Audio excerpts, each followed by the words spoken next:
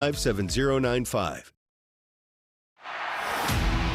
Major League Baseball welcomes you to the following presentation of the Arizona Diamondbacks.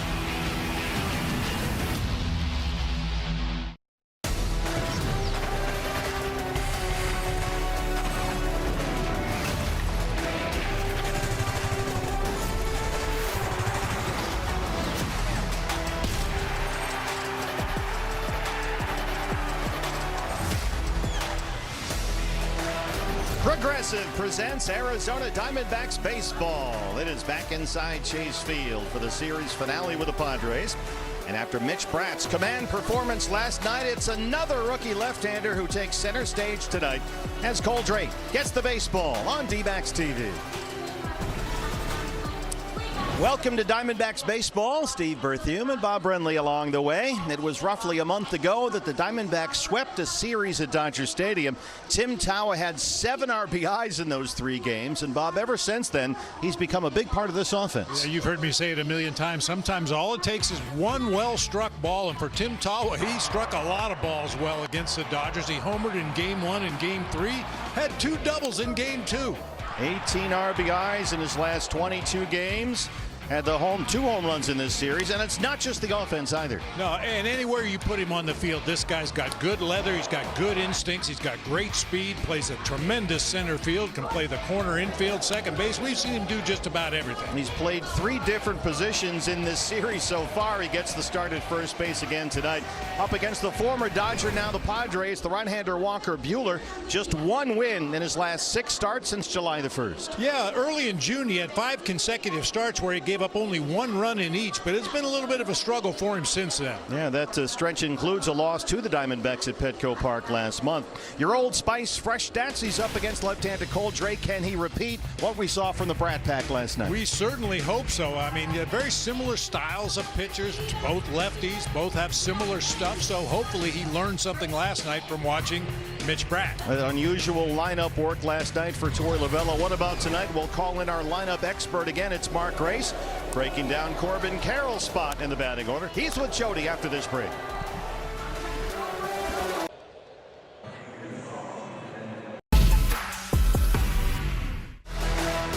Diamondbacks baseball is brought to you by Progressive Insurance, a grand slam for your budget. Visit progressive.com. By Jeep, there's only one. And by YRefi. Do you need relief from private student loan debt? Go to YRefi.com. There's also only one. Corbin Carroll had a big night last night. We saw what he can do when he gets on base, running around the bases. Jody Jackson alongside Mark Grace. And you know what else Torey Lovullo confirmed today? He likes hitting in the 2-hole. And you have some experience with some great hitters that enjoy a particular spot in the lineup, right? Yeah, the great, I hate to say this word, but the late, great Ryne Sandberg. He was a number 2 hitter for years with the Chicago Cubs. He's in the Hall of Fame. He should have been, he was good enough to be a number 3 or number 4 hitter his entire career, but he was uncomfortable hitting in the 3 and 4 slot. He wanted to hit in the 2 slot, and his numbers in the 2-hole were just astronomically better than when we tried him in the 3 and 4 hole. So if it's okay for Ryne Sandberg, it's okay for Corbin Carroll, but it's funny how some guys just get out of their comfort zone in certain spots. Well, you hit on it. Corbin Carroll's numbers are dramatic in that 2-hole. 308 versus 152, 190, the OPS. Yeah, that's night and day. It really is night and day. And, you know, of course, he can, like Ryan, he can hit anywhere, but he's comfortable there. Guess what? Trajan Wealth lineup shows us. He's in the 2-hole. He's in the 2-hole today. Lars Nootbaar moves down. He's the DH today as well. Tawa and Waldschmidt stay hot in the 8 and 9 spots in the lineup. There's Cole Drake along with Gabriel Moreno getting set to take on the Padres. First pitch is next. Oh, yeah, I'll take care of that. Diamondbacks baseball is brought to you by Progressive Insurance, a grand slam for your budget. Visit progressive.com. By Chaz Roberts, serving you since 42. By Talking Stick Resort, Playcation is back. Stay in play with rates as low as $129. By Trajan Wealth, going above and beyond to help you build a secure financial future. And by Sanderson Ford. For the best play on a new vehicle, choose Sanderson Ford.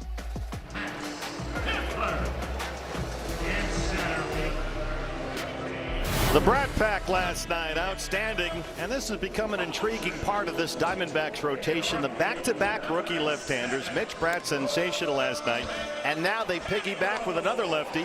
It's Cole Drake, your Y-Refly starting pitcher stats. Just his 4th career start and in search of his first ever win. Yeah, he did not factor in the decision in his last start. That was a 12-8 win back on August 1st against the Cleveland Guardians. He went 4 innings, gave up 5 hits, struck out 6 in that ball game, gave up only 2 earned runs. He's up against the Padres with their loss here last night. They're 2 games behind the Diamondbacks for that last wild card spot in the National League. And Fernando Tatis Jr. leads it off. Yeah, the Padres very similar to the Diamondbacks. You heard Mark Grant talking about it on the pregame show. They need their stars to be stars, and it starts with Fernando Tatis Jr., Manny Machado, and Jackson Merrill. Those 3 guys are really counting on to turn on the offense. Well, let's get a look around the diamond now. The D-back defense around Cole Drake. That's presented by CarShield. Well, who else? Tim Tawa down there at first base again tonight. His second 3-hit game in his last 3 games. He is red hot right now, has that real quick swing. He's flattened out that bat path through the hitting zone, and the results have been fantastic. Well, you'd like to take 3 or 4 from these guys. Bob Jeep has your keys to the game. Well, for Cole Drake, keep it in the yard. He has surrendered 3 home runs in 13 innings pitched, so you'd like to keep the ball in the ballpark. And against Walker Buehler, cut to the chase. He's going to throw a lot of cut fastballs. He'll feature a 4-seamer and a sinker. He's got a whole bunch of breaking balls, but that cutter is the key to his game.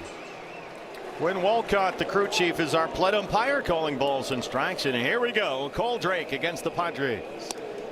The Diamondbacks win would put them 3 up on San Diego. A loss tonight, and the gap is just 1. So that math makes this a critical swing game in the wild card race between these 2 clubs.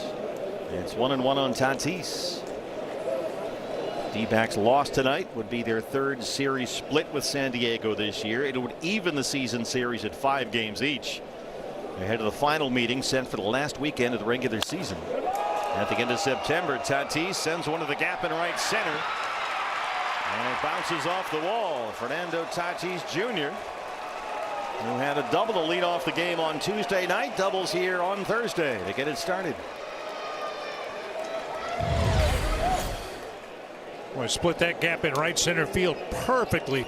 Like a fastball up and out over the plate. Tatis maybe a little tardy with his swing, but got the barrel of the bat on it that time and drove it out to the gap for a leadoff double.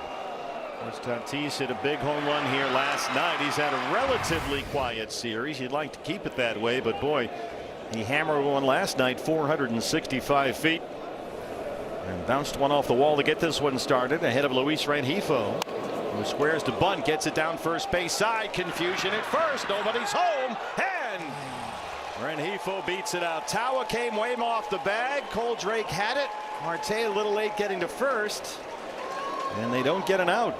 That was close at first. Jeff Bannister making sure with Alan Campbell in the video room. Yeah, just watching it with the naked eye, it looked like Drake had a better chance of trying to apply a tag to Rengifo. Just keep going hard toward the baseline right there. He probably would have been able to tag the Padre runner, but he tries to beat him to the bag. Ooh, wow. Really close. Ooh. No challenge from the Diamondbacks. It's a base hit for Rengifo. They're on the corners right away with nobody out for Manny Machado. So Cole Drake in trouble right away here. Machado batting .212, but still their biggest slugging threat. He leads San Diego in home runs and RBI.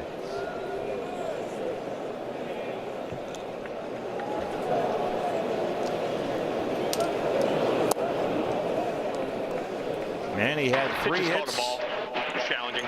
Drove in 4 runs in their win here Tuesday night. Got a challenge from Gabriel Moreno. T-Mobile shows us the ABS. Yeah, it looked like a good pitch, and it was a good pitch. And that's a good challenge for a couple of reasons. Number one, you get a strike instead of ball 1. And number 2, it slows the inning down just a little bit. Don't let these Padres get any momentum here in the early going. Try to get a double play ball right here. Keep in mind, Manny has always been a guy who hits into a lot of double plays. He's led the leagues at different points in his career in ground to get a double play. 11 of them this year. 3 hits and 4 RBIs Tuesday for Machado, but hitless both Monday and Wednesday. It's 0-1.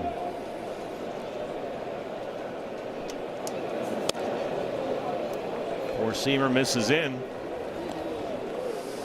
You'll see similar velocities that we saw from Mitch Bratt last night. Low 90s, approaching the mid 90s on a good night with a tailwind.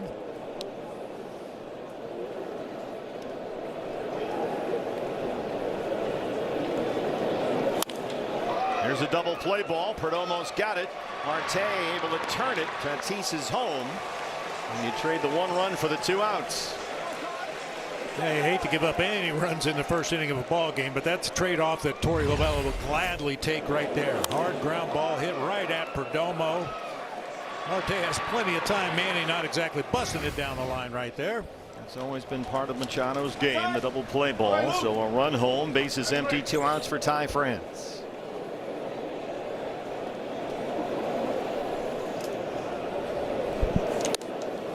France 288, 16 homers.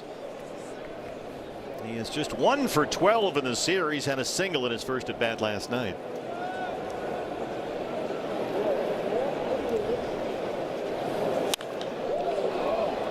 France came into this critical series as hot as any hitter can be. He was batting .413 in his previous 20 games with 19 runs batted in, but he has been virtually non-existent over the first 3 games here.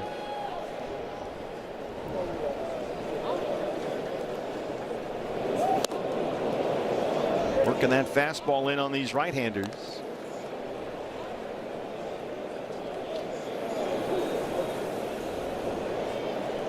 Drake, big, tall, lanky kid out there, 6'5", 220 pounds, 26 years old. France punches that down the right field line, and it is in for a hit. It's in the corner. Corbin Carroll over there to fish it out. And Ty France has a 2-out double.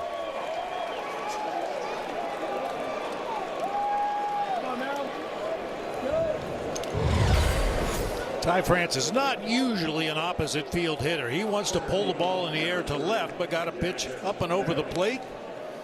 Maybe a little bit of a tardy swing, much like Tatis, the first hitter of the game, but finds fair ground down the right field line. So a run home. France now at second with 2 outs for Jackson Merrill, who has 4 hits and a pair of RBIs in the series so far. Center fielder bats 5th. And he hooks that first one down the line on a play. Merrill at 240 and 16 homers. The OPS still below 700 for the year, but heating up as of late. Yeah, we mentioned last night Merrill actually hits lefties better than righties this season. He went hitless in the ball game against Bratt last night.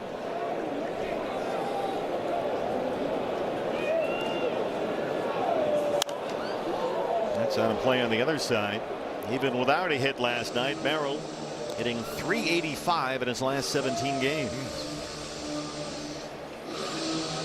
Drake ahead 0-2. Big out for him to get right here. Strand France down there at second.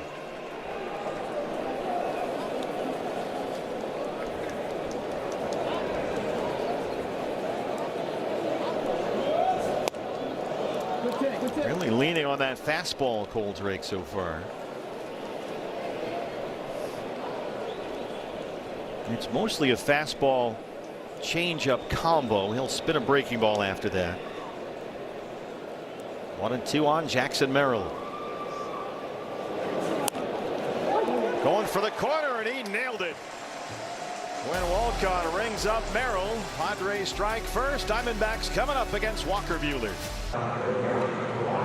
No. PNC Bank believes a little boring advice goes a long way. Well, Geraldo Perdomo, the 3rd different Diamondback leadoff hitter in this series. He's up against the right-hander Walker Buehler. 22 starts in his first season with the Padres. Hit hard by the Diamondbacks in a loss at Petco exactly 1 month ago. Yeah, I mentioned he relies heavily on that cut fastball. He'll throw a 4-seamer and a 2-seamer to go along with that. He's got a slider, a curve, a change, a sweeper. He's another one of those 7-pitch guys, but usually everything works off his fastballs. Jerry's had a hot bat lately. He'll get it started. 244 and 9 homers for Perdomo, who singled and scored last night. Part of that 6-run fourth inning. And the Diamondbacks 10-4 win. Fastball from Buehler at the knees for a strike. Got the pitch com working in there all right. Of course, we've seen plenty of Walker Buehler over the years. Freddie Fermin. Here we go again with the pitch com. I think he was going to the fingers there for a moment. Veteran backstop behind the plate.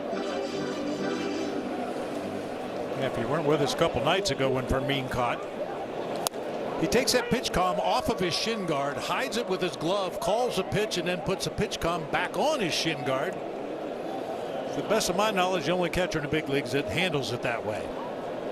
1-2 on Perdomo. Lays off the high cutter.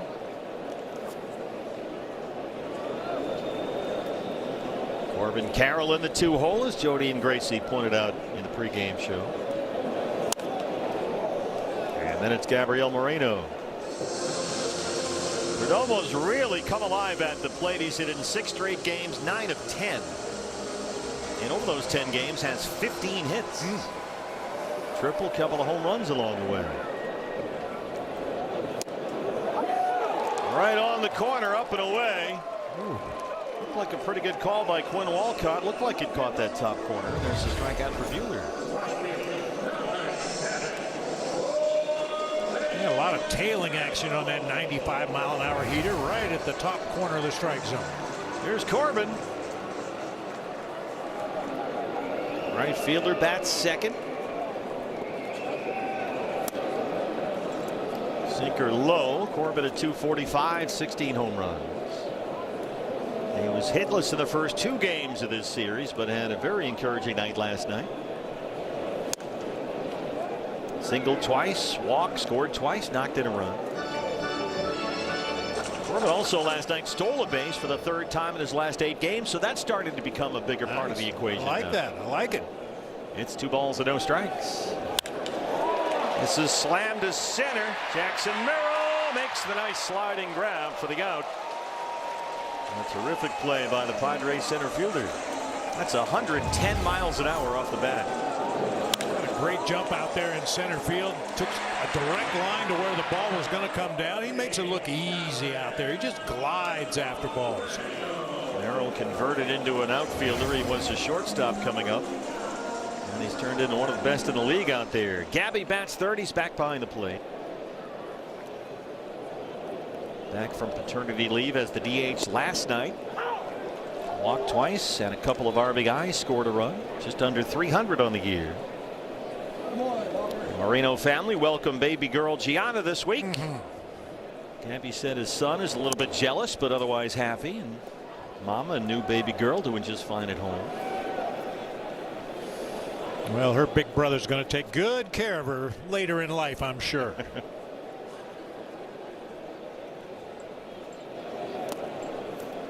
Spiked a slider that time.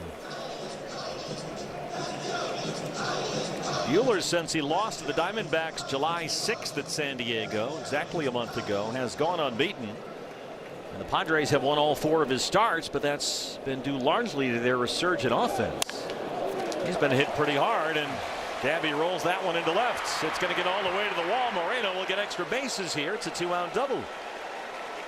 108 off the bat of Gabby. Atta boy. I mean, it's one thing to hit hard enough to get it past Manny Machado, but then to roll it all the way to the wall before Rengifo could get over there and make a play. That ball was smoked. A chance to get that run right back. Just whizzed right between 3rd and short. An RBI chance for Ketel Marte. That D-backs double gets you $15 off your next Uber Eats order of $30 or more. Just use the code D-backs 2026. Ketel in the cleanup spot looks at a strike. He is without a hit in the series. Coming off the night off last night, both he and Nolan Arenado.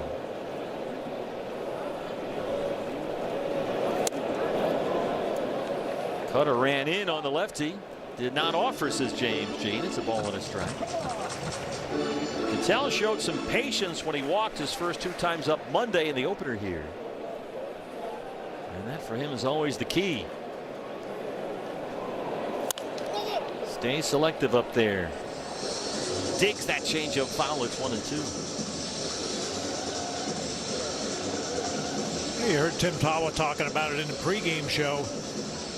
And I remember guys in the dugout back in the day, good at bats, good at bats, good at bats. You can't control whether you get a hit or not, but you can control the pitches you swing at, have good at bats.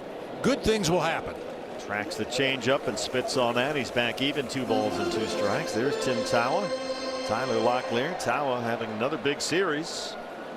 And the newcomer Lars Nootbaar would be next. He's the DH. Right there, good patience by Cattell. Let the changeup go by. Doesn't offer it the high sinker. Buehler trying to get some chase here, but Marte has run the count full.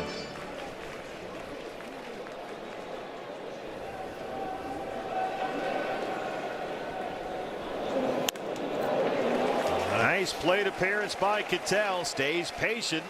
Suddenly he got something cooking here with 2 outs and 2 on as we take a look around the diamond at the Padre defense. I'm going to highlight Luis Rengifo out there in the left field. He's already been busy in this game. He's hit .322 in 18 games for the Padres, carrying an OPS of .886 over that stretch, and he can play anywhere on the field. He's played everywhere but shortstop and catcher. Been a great addition since the Padres picked him up after he was let go by the Brewers.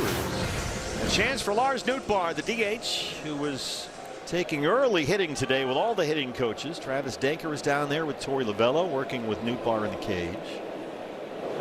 In an extended session, there's a cutter for a strike. Nootbaar was in the leadoff spot last night. Tonight he's batting 5th. Torey Lovullo called him a backer behind Marte in the 4th spot. And he's got an RBI chance right here. Nootbaar walked twice in his D-back debut Tuesday after he was picked up from the Cardinals. Then last night, walked, had an RBI single batting in the leadoff spot. Slaps the changeup foul, and it's 1 ball and 2 strikes.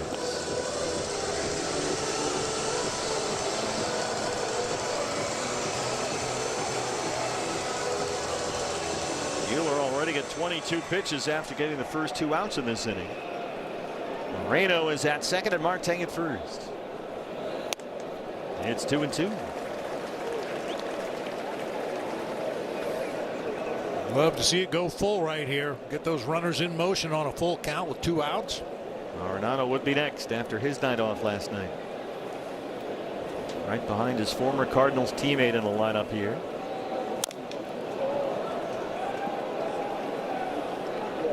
Lars Nootbaar's been here less than a week, but with the additions of Nootbaar and Max Kepler, the coaches have noticed a new dynamic in this lineup, particularly with Nootbaar. Everybody's talking pitching, talking hitters. They've noticed a lot more discussions about stuff with Kepler and Nootbaar in there. It's a nice conversation going back and forth with some of the young hitters. And Nootbaar's been at the center of that. Yeah, I think that's great. I mean, obviously different sets of eyes. They've faced these pitchers before, and maybe they pitched them differently than they have pitched the Diamondbacks.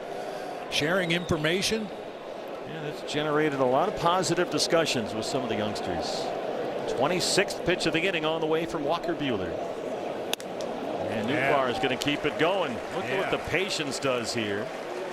A double by Moreno, a walk by Marte. Now it's full on Nootbaar. Back-to-back 3-2 counts for Buehler. 8th pitch of the at-bat on the way. Runners on the move. Lars bounces it off first. France has got it. Buehler covers. And he's able to strand 2. It took some effort, but he maintains that 1-0 lead. We've played 1 against the Padres.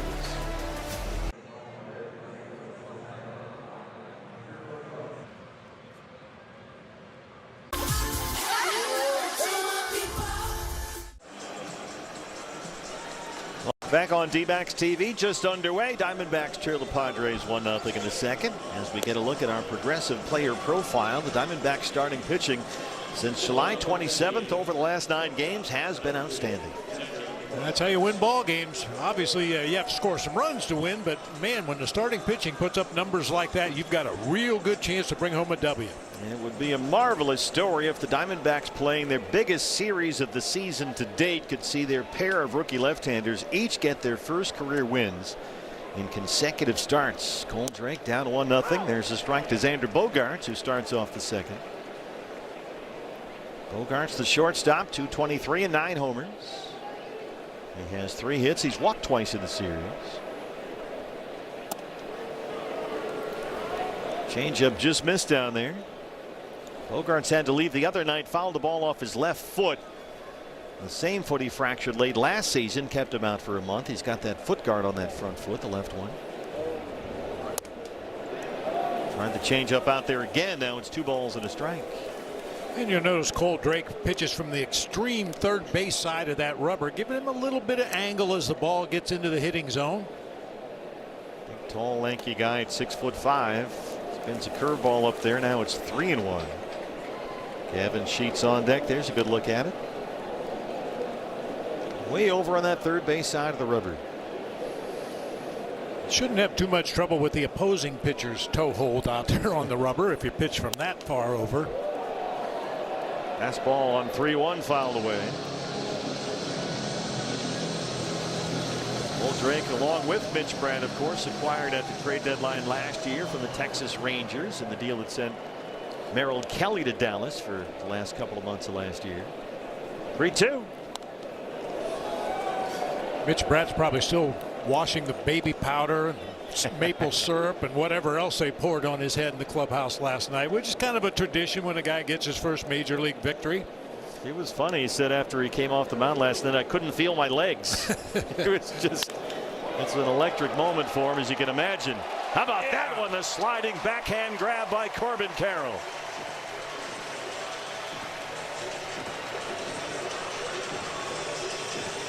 Boy, thank goodness he did make that sliding catch. If he comes up empty and that ball rolls to the wall, look out. Nice play. Sinking liner to right, and Corbin gets there. Takes a base hit away from Bogarts. Now the DH Gavin Sheets steps in. Refi gets us the slow-mo look. Left on left for Sheets, who slams this one toward the right field foul pole, but he hooked it. And out of play. Strike 1.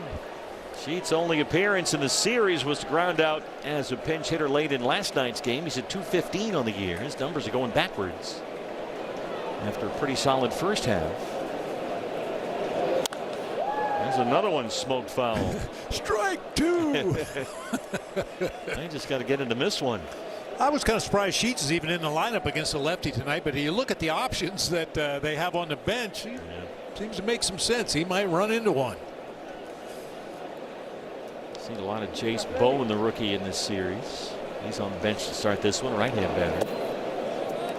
Sheets early last month had a 7-game hitting streak going, but since that streak ended July 7th, he is just 6 for 54. He has really hit on some hard times.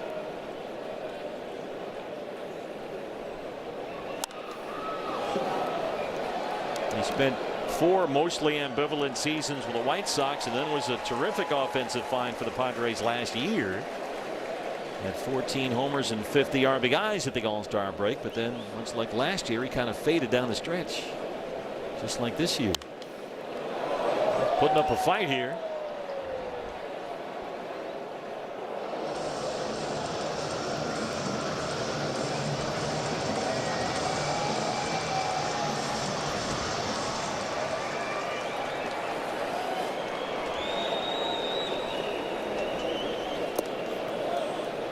Chase the curveball.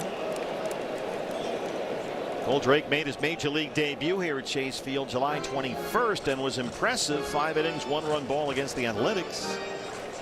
Followed that with a couple of 4-inning outings on the last road trip. Hit hard at Washington. Better his last time out Saturday at Cleveland. This has turned into a long at bat for Gavin Sheets. Cole last weekend against the Guardians, 6 strikeouts, only 1 walk. But you'd like to see him get deeper than 4 innings. 8th pitch of the at-bat coming up.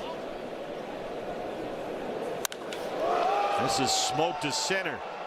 Ryan Waldschmidt going to give it a look near the wall, and he's got it. The juggling catch by Ryan Waldschmidt. Waldy all the way to the wall.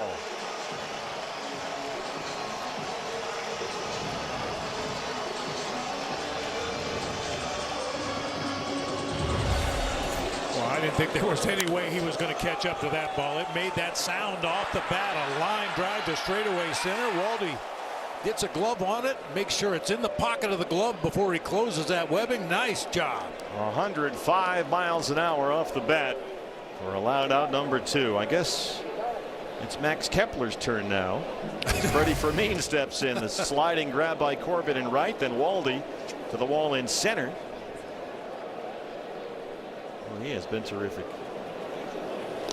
Well, and obviously has no fear of the wall. None at all. Yeah, we've seen that. And that's a thing. Some outfielders, when they hit that warning track, they know they're getting close, and they kind of alligator arm some of those drives. Not Waldy. Padres in this series have alternated their catchers, Luis Campusano and a veteran Freddie Fermin.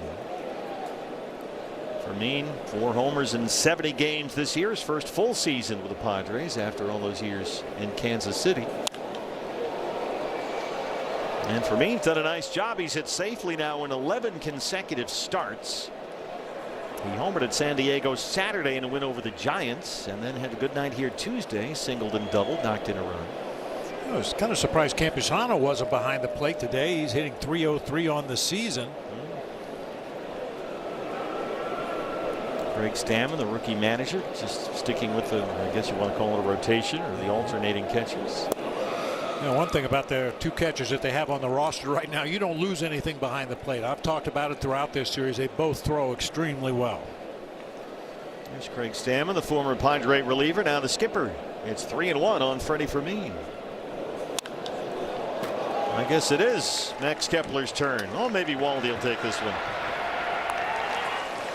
So how about the outfield defense? It started off the bat of Xander Bogaerts, a sinking liner to right, and Corbin Carroll's got it. Then Gavin Sheets takes Waldy all the way to the wall. It is 1-0 San Diego.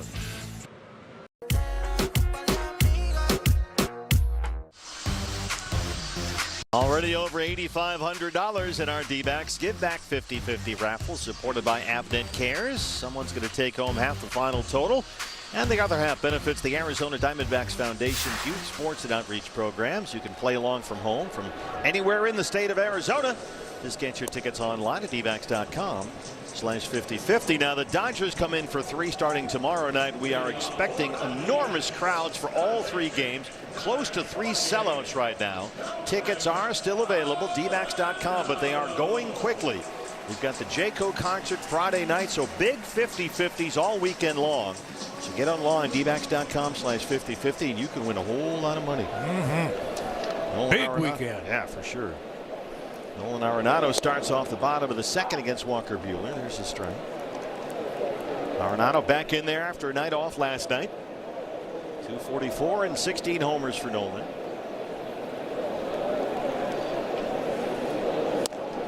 Portobello gave both Arenado and Marte the night off last night. Diamondbacks still managed 10 runs on 15 hits. Torrey insisting he doesn't want those 2 guys to go backwards in terms of their health. And it felt like both guys were kind of right at that point where the body was starting to say, it's time I need a day. And Arenado admitted as much to Torrey after the game the other night. Now at the age of 35, 2 balls and a strike. Got the sinker by him. It's 2-2. Nolan walked, singled, scored Monday here, then got that Diamondback 4-run 7th going Tuesday with a 2-run home run.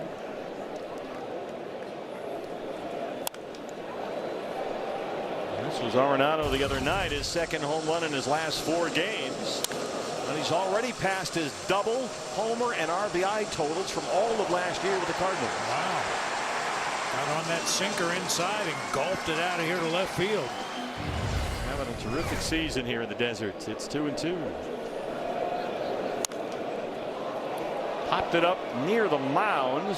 They've got this thing surrounded. Buehler gets out of the way for France, and there's 1 out. That'll bring up Max Kepler back in the lineup tonight. Mentioned that Buehler was hit hard exactly 1 month ago by the Diamondbacks at Petco Park, and Kepler had one of the big hits in that ball game. A home run off Walker Buehler looked a little bit like this. Ooh. That's that noise we like. Solid contact with the barrel. Hit it way back to right field. Yeah, they were all over Walker Buehler. Beat him for the first time in his career. 7 runs all earned. He went just 5 innings. He had been unbeaten against the Diamondbacks in his career as a Dodger, but it was a different story as a Padre a month ago.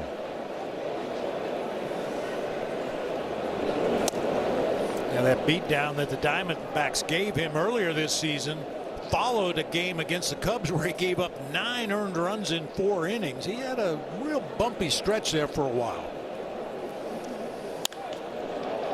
Kepler bidding for one more, and Hifo is in pursuit near the bullpen, and he's able to get to the spot for the second out. Hey fans, if the D-backs hit a double, you get $15 off your next Uber Eats order of $30 or more. Here comes the man of the hour, the king of the court, the whole thing. It's Tim Tawa, whose bat has come alive again. 6 for 12 of the series. He's homered twice. Now with 6 on the year, big series for Tim.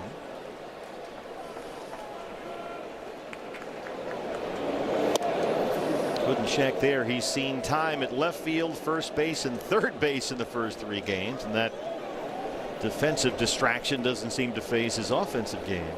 Yeah, since he came back from Reno on the 5th of July, Tim Tawa has hit 5 home runs, 5 doubles. He's scored 14 runs. He's driven in 18, and the team has gone 16-9 over those games. And he's a big part of it. 18 RBIs in his last 22 games. Chase that slider. It's 1-2. He toured Dodger Stadium, a new one, after he came up from Reno. That was last month, and he's not looked back.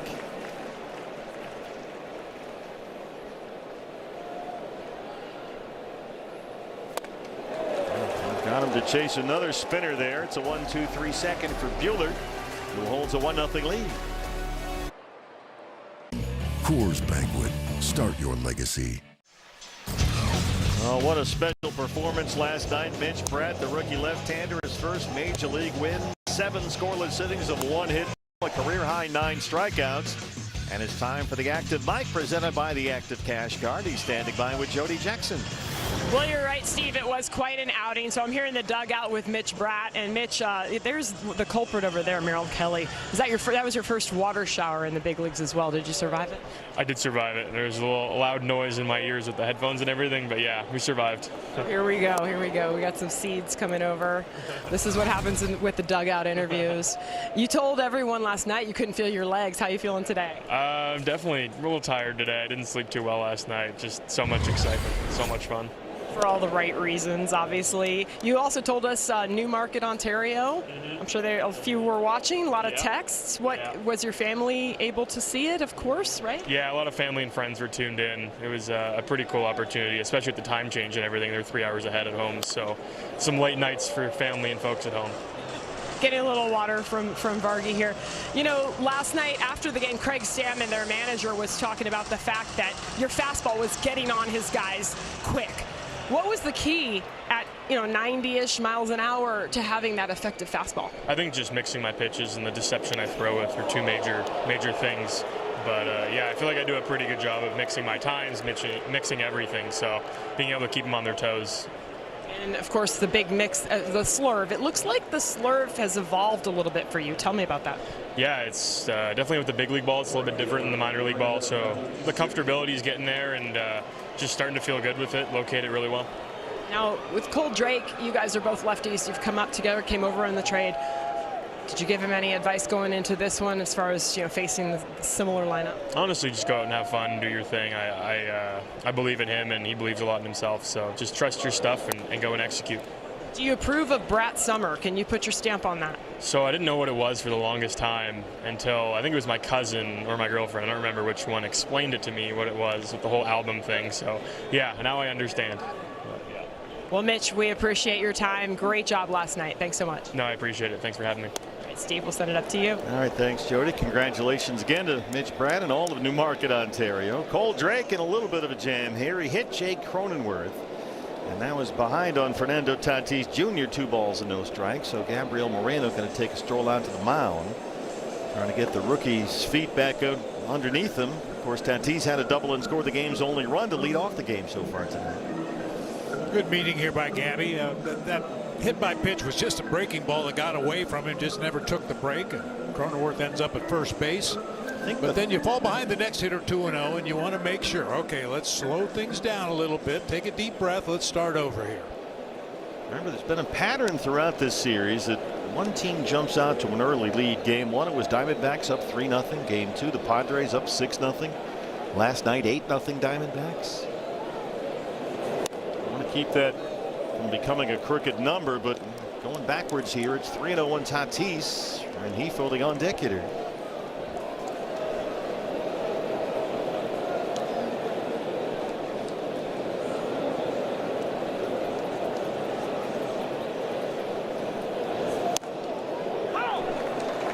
What's happened so far the first time through the order, we haven't seen Cole Drake get any kind of chase on either the changeup or the breaking stuff. Padres are just spitting on those pitches and waiting for a fastball that's hittable. Runs the cutter in there. A hit batter and a walk start off the Padre third. 2 on and no outs. Ryan Kaplan out to the mound. With Rengifo coming to the plate, I would expect another sac bunt. He put one down back in the first inning to the right side of the field, and unfortunately nobody able to get an out at first base. Now this from Jack in the Box. Don't get FOMO. Get my Philly style bonus Jack combos and new Philly Munchie Meal. Welcome to Jack in the Box. Team meeting on the mound. The pitching coach Brian Kaplan out there, joined by Quinn Walcott, the plate umpire, coming out to break things up.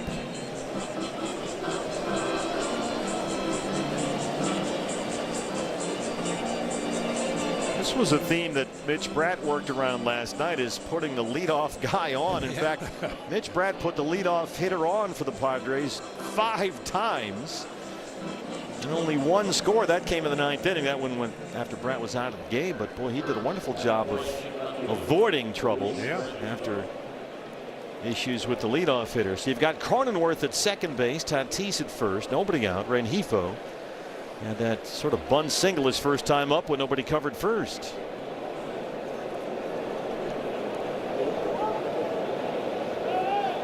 We'll check on Cronenworth. Rengifo's had a good series, couple of singles. He's scored twice. Well, last night had some issues. He struck out all 3 times he was up.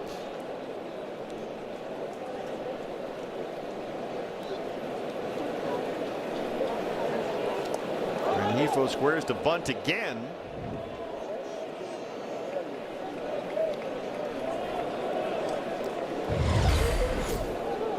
Drake has suddenly lost his feel for the strike zone. He's missed badly with some of these pitches. Nice block by Gabby right there to hold the runners at their bases. Holds at 45 pitches already, and it's about 50-50 balls and strikes. He has walked one and hit a batter in this inning. He's had some base hits taken away by fine defensive plays in the Diamondback outfield. Corners crash in. Tao halfway in for first. He nearly got Rengifo with that fastball. And he's all over the place right now.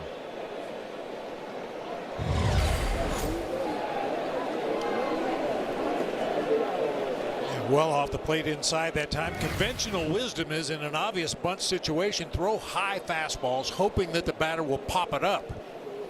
Tao coming in from first, laying well in front of Tatis, the runner. Now the 2-0. Rengifo squares again, bunts it foul third base side.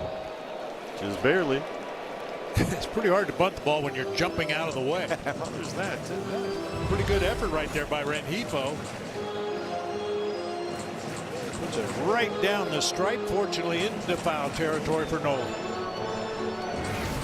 Rengifo's played 18 games with San Diego since his release from Milwaukee. He's done very well as a Padre, batting .322, and he's already got 1 hit tonight.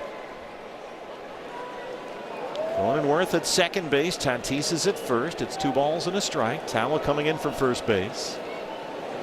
And again he squares. Rengifo gets this one down. It's going to be a tricky play for Nolan, and they can't make it. A perfect bunt by Rengifo. The Padres, with no outs, have loaded the bases in the third. And here comes Manny Machado.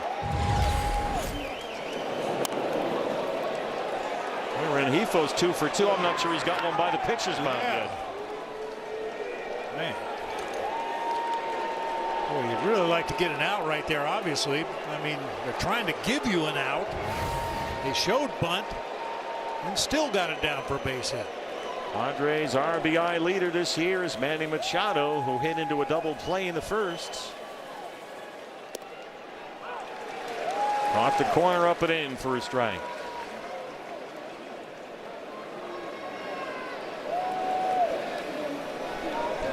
Cronenworth is at third. Tatis is at second, and Rengifo's at first.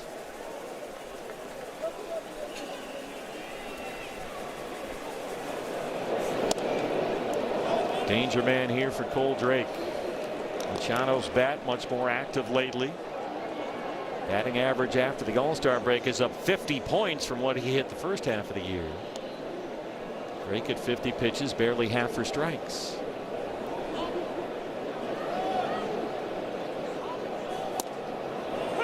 He's got the corner down there with a cutter. That was a half a challenge right there. I think he decided at the last minute to stop. Watch Manny sort of challenge this.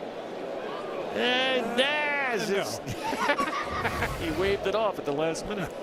It's 1-2.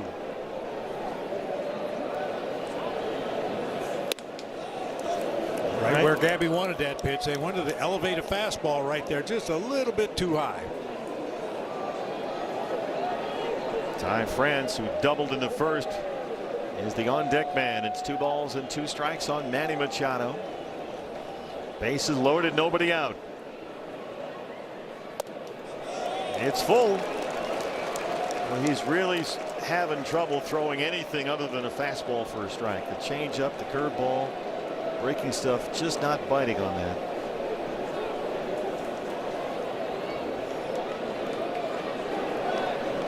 So now the 3-2. Bounce to shortstop. Perdomo can't get it out of his glove, and they do get one as Cronenworth scores. They should have had 2, but Jerry just couldn't get a handle on it. And Craig Stammen wants to make sure they did get the out at first base. Well, they did, so there's 1 away, and it's 2-0 San Diego. Well, that won't go down in the book as an error because they did get an out on the play, but you saw as he went to take the ball out of his glove, it just popped up in the air right in front of him. Fortunately, it's Manny Machado running down that first base line, and they just do get him at first base. Remember in the Padres 9-4 win here Tuesday night, that double play ball that should have been converted. Instead, it was an error by Ketel Marte. Opened the door for a 3-run Padres second and a 6-0 lead. And that's another double play that was not converted. So hopefully they can limit the damage here. Second and third, 1 out for Ty France.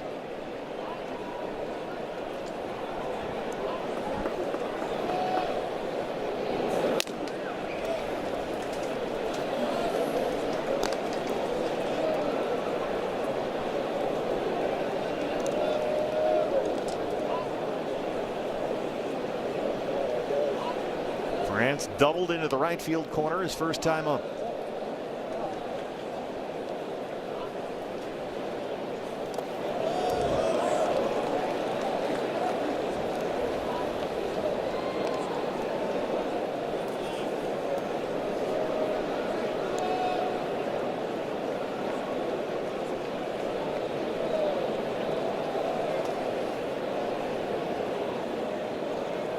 Curveball and the changeup have just not been effective for Cole.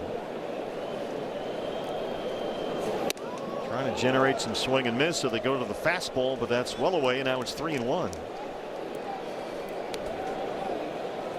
There's a term I'm sure most baseball fans have heard, that a pitcher is laboring.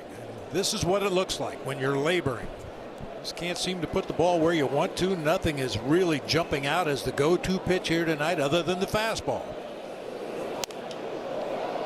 So they lean on that a bit. Corbin near the line in right. Tatis is at third. Here he comes. Rengifo tags and heads for third. And it's 3-0 San Diego. RBI for Ty France.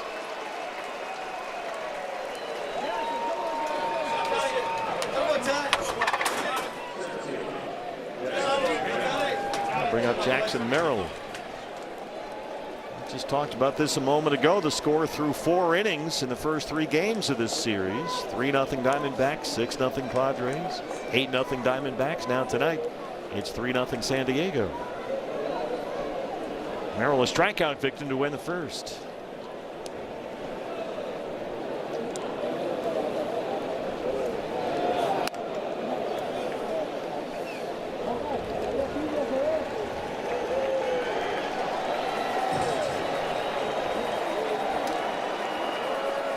Sixth pitch of this inning for Cole Drake, who's at 60 pitches, only half for strikes.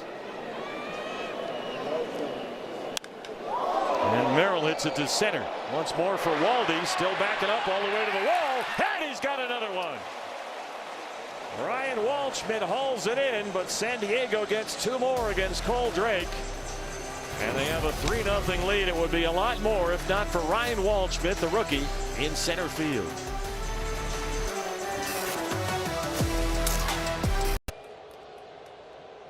It, love it, or it's on us. 3-0 San Diego might be more if not for Ryan Waldschmidt. Gavin Sheets to the center field wall in the second, and look at Waldy go get it. And then one more to win the third off the bat of Jackson Merrill. 2 outstanding catches out there by the rookie Ryan Waldschmidt. He can really go get him. That's not an easy play when you're running straight away from the infield toward that wall. You know you're getting close. Like I said before, he has no fear of the wall. And he leads off the third, batting 9th against Walker Buehler, who's got a 3-0 lead now and has set down the last 4. Waldy at 298 with a home run. And almost quietly has been among the Diamondbacks' most consistent bats since his Reno recall. In fact, Tor Lavello was telling us in his office today that Waldy has been fantastic. Checking off pitches that he was offering at and getting behind in counts before. Now those are turning into extended counts and base hits. Taps that one just by Buehler. Cronenworth at second. Hey fans, if the D-backs hit a home run tonight, you score a free jumbo jack from Jack in the Box with the purchase of a large drink. Lineup card turns over. Perdomo, the leadoff man tonight. He struck out looking to get it started. Jerry's hit in 6 straight games, 9 of 10. Diamondbacks just 1 hit the first time through the lineup. That was the 2-out single by Moreno in the first. Or make that a 2-out double.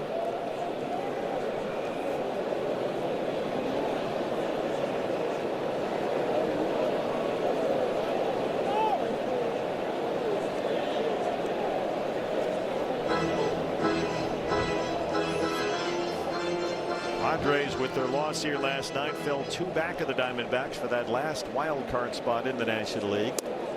The Phillies won earlier tonight.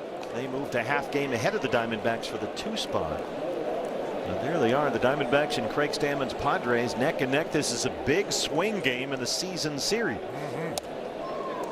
It's a critical game, particularly for San Diego, as if they lose this one, they fall 3 behind the Diamondbacks with 3 to play. And that final weekend of the season at Petco Park, end of September. So the gap is either 3 or 1 for San Diego, depending on how they do tonight. Corbin Carroll on deck. It's 2-2 on Geraldo Perdomo.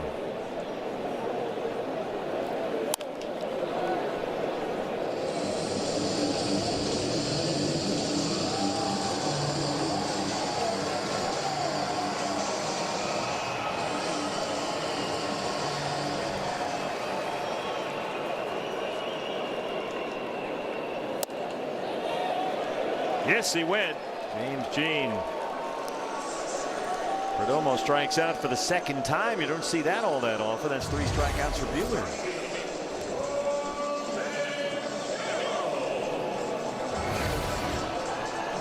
Buehler set down 6 straight. Here's Corbin, who was robbed of a hit in the right center field gap on a terrific sliding grab by Jackson Merrill. His first time up.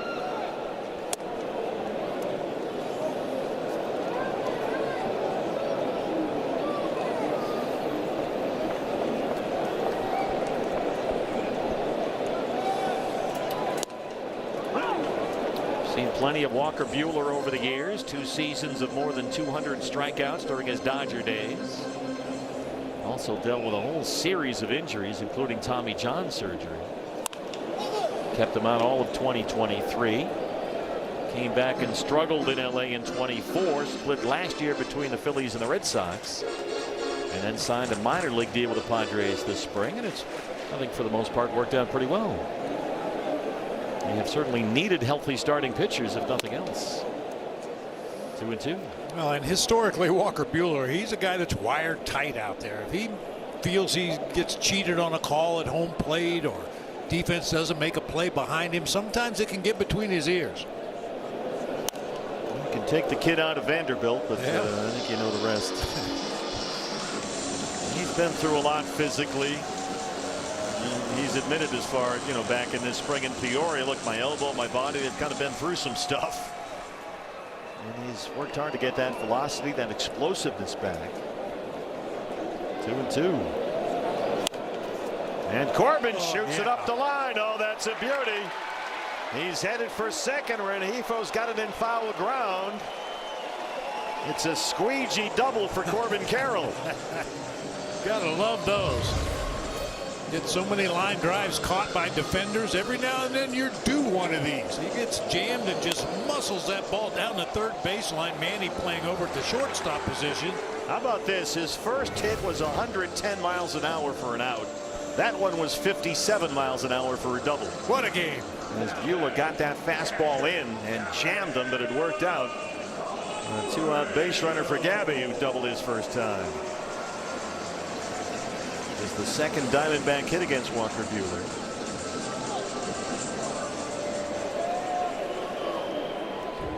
Moreno smoked one through the hole between short and third his first time.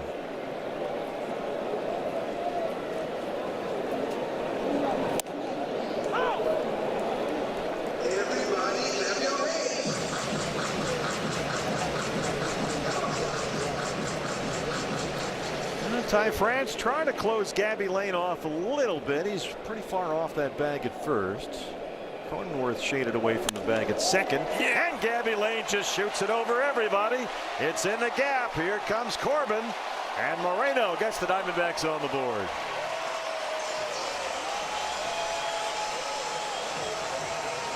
Troy Lavello has talked about Gabby's all-field approach. He said he sees the ball as long as possible. Just love that approach. The whole field is his. You make a mistake middle in, he might pull it down the third base line or through the hole at third and short like he did his first at bat. You throw him up and away, or up and in for that matter. He'll fight it off to the opposite field. Back-to-back two-out hits will get the pitching coach out to the mound. It's Ruben Niebla to talk to Walker Buehler. The rest of the Padre infield joins. Buehler was kind of cruising along there for a moment. 6 consecutive retired. The Corbin Carroll squeegee double, followed by the Gabby RBI single, and now a chance for Ketel Marte. Let's check in with Tim Hovick and the comedy team at Santan Ford. You can only launch one hot dog at a time. What's the point? Hey, Tori. You guys gotta stop ordering hot dog cannons from my office. Hey, we're just trying to improve the fan experience. That was Gallen's best scene, I felt. Really, just because he's got no dialogue, he's got to emote. That's a word actors I hear use all the time. Yeah, emoting. Emote. Whatever that means. Here's Marte. Ketel with a base hit. He rolls it into right. 3 consecutive hits with 2 outs. And a chance now for Lars Nootbaar. Marte not waiting around. He's walked and singled so far today.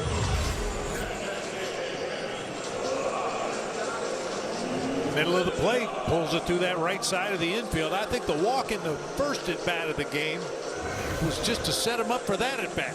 Jumped on that first pitch and ripped it through the right side. Getting very aggressive here against Buehler now suddenly. 3 hits on a total of only 4 pitches.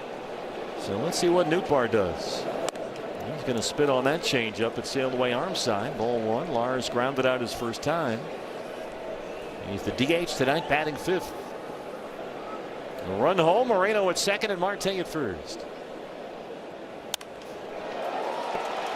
Knocked down at short by Bogarts. Nootbaar safe, and they're loaded. A little too cavalier by the Padres shortstop. Craig Stammen's going to have a look, but Nootbaar called safe at first. And a golden opportunity for Nolan Arenado. I think casual is a good way to put that. It looked like if he came in one step, it would have made it a much closer play at first, if not an out. But he kind of gets to his feet, takes his time, gets a good grip. Not a strong throw across the diamond. That allowed Nootbaar to reach. Really like to take advantage here. They're loaded. 2 outs for Arenado. Buehler at 60 pitches. Arenado, it's leaking toward the seats. And Newton. It hit up in the netting. So no chance for Manny.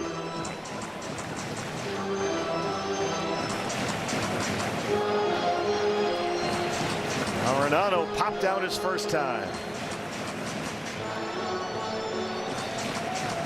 Moreno is at third. Marte's at second. Nootbaar is at first.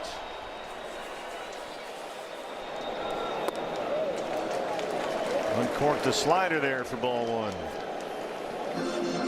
All this with 2 outs in the inning. Waldschmidt grounded to second. Perdomo struck out, and then double, single. Tells you what the Padres think about the swing game in this series. They need it, so they've got Matsui up, the left-hander.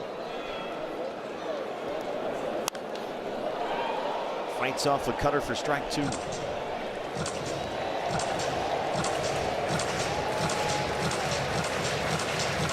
Big spot for Nolan right here.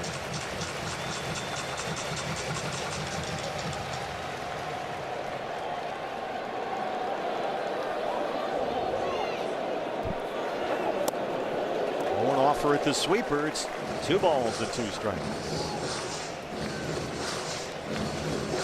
Kepler would be next. He homered off Buehler last month at San Diego. 24th pitch of the inning for Walker Buehler on the way. High in the air to center, playable for Merrill. So Buehler walks a high wire, leaves him loaded. They get 1 across, however. Corbin Carroll with the double. Gabby with the Gabby Lane single, and after 3, they trail it 3-1.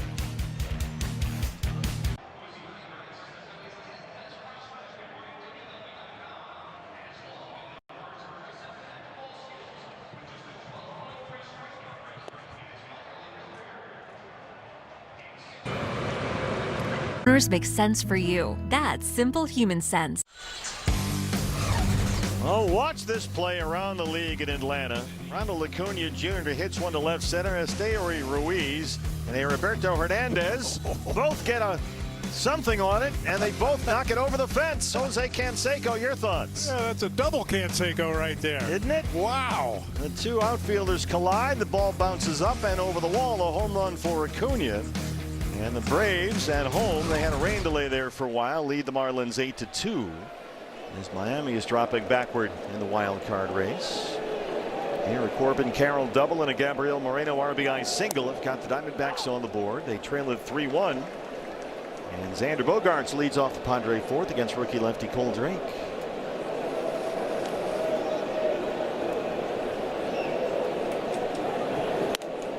A little thin on the schedule. We mentioned the Phillies have already won. Christopher Sanchez now 15-4. They beat the Nationals 7-3 at Citizens Bank Park. The Pirates lost again. They're now 3 under 500.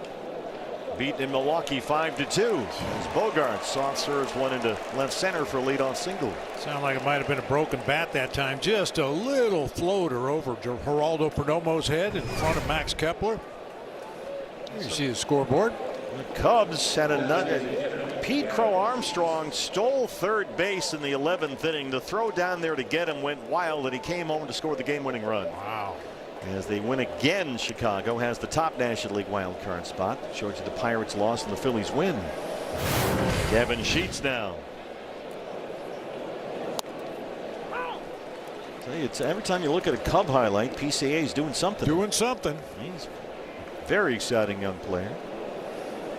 Former Met great Pete Crow Armstrong. Oh, what might have been. That was just piling on. Sorry.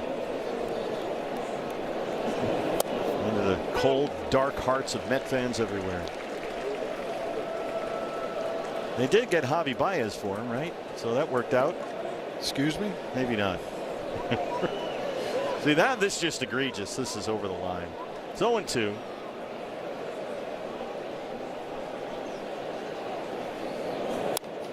Yeah, PCA stirred up social media a little bit this week when he said he didn't believe Babe Ruth was real. Yeah, that was on a podcast, and things got a little sideways there, as they tend to do.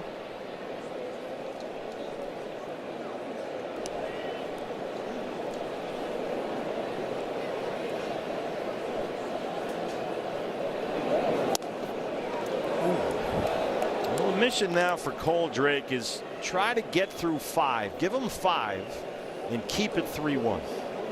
You do that at this point, you could sign up for that. Pitch count's getting up there, though.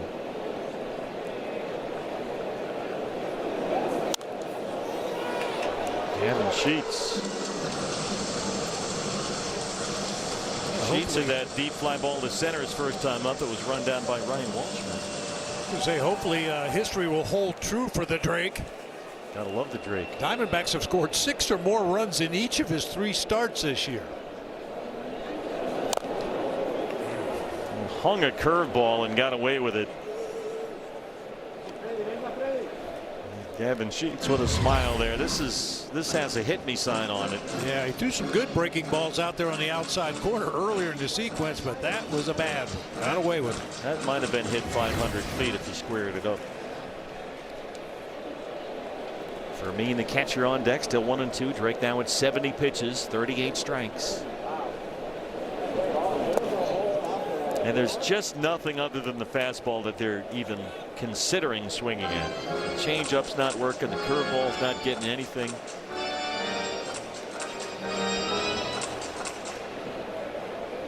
Pitch number 8 to Gavin Sheets coming up.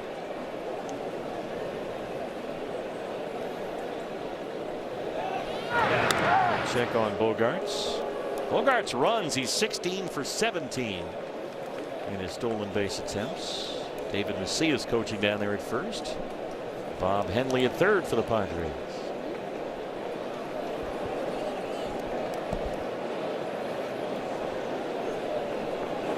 2-2 to Sheets has popped up. Tawa coming in from first. He's on top of the mound.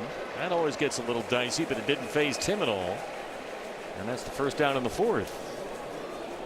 It's not as easy as Timmy made it look right there. Suddenly your feet are jammed up underneath your body. He almost tripped on his left foot right there, but stayed with the ball, made the play. Got to navigate the rubber and the rosin bag, all kinds of stuff. For me, the catcher flying out his first time.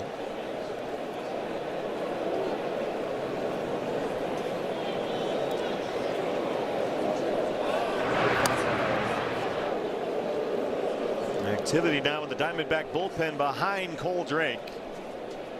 He's up over 70 pitches. Sanderson Ford bullpen. Jonathan Loizaga, the right-hander. 3-1 San Diego. Each team has 5 hits. Another check on Bogaerts. Using up those disengagements pretty quick.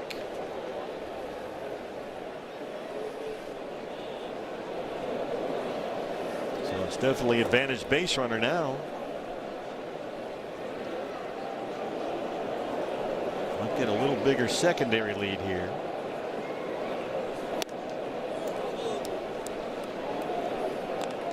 Zero swings and misses so far against Drake.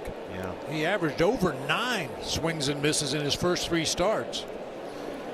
The breaking stuff, the off-speed stuff hasn't been close enough to get sniffed at. There's one. Right as I say that, he throws a nice changeup, and Fermin screws himself into the ground trying to hit it. And looking for that all night long. Yep. So hopefully that helps him find a feel for that change. That's a good pitch for him off the fastball. Bogaerts bluffs and holds. Another one. Ooh. Back pick from Gabby, and Bogaerts is just barely back in time. Back-to-back swing and miss changeup for Drake, and it's 1-2.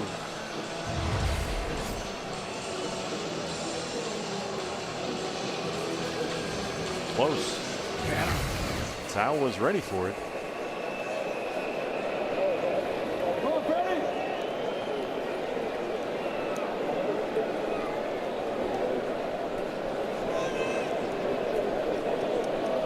Bogart still holding. Won't bite on the high fastball. Gabby challenged that. Pitch is called a ball. Catch is challenging. It looked like he went to his helmet right there. I'm not sure if he meant to. Yeah, I think he's kicking himself right now. Yeah, I think he just wanted to appeal to the first base umpire, but his first move was to tap his helmet. Arizona has 1 challenge remaining. Well, Daddy for the second time this week. He might not have had a lot of sleep, and I think you're right, Bob. He wanted to appeal to first, but instead, muscle memory. Oh, yeah, I meant that one. Yeah, the wrong order. Point first. Well, it's 2-2. And Fermin hits it well to left. Kepler's at the wall. 2 outs in the 4th. Cronenworth, the hitter. Left on left here. Don't forget, it's a tremendous offer right now. Get on board, watch every race, every game in this wild card chase. Limited time only. You can watch Diamondback games at D-Backs TV for just $17.99. It's a special offer. Limited time only. We'll give you the rest of the season for just $18. D-Backs TV, presented by Progressive. Subject only to national exclusivities. Don't miss a game. Rest of the year, just $17.99. All the info you need is at dbacks.tv. That's a tremendous offer here. 2 more months to go in this race to the postseason. And we'll have it all for you on D-Backs TV. Cronenworth hit by a pitch and scored his first time up.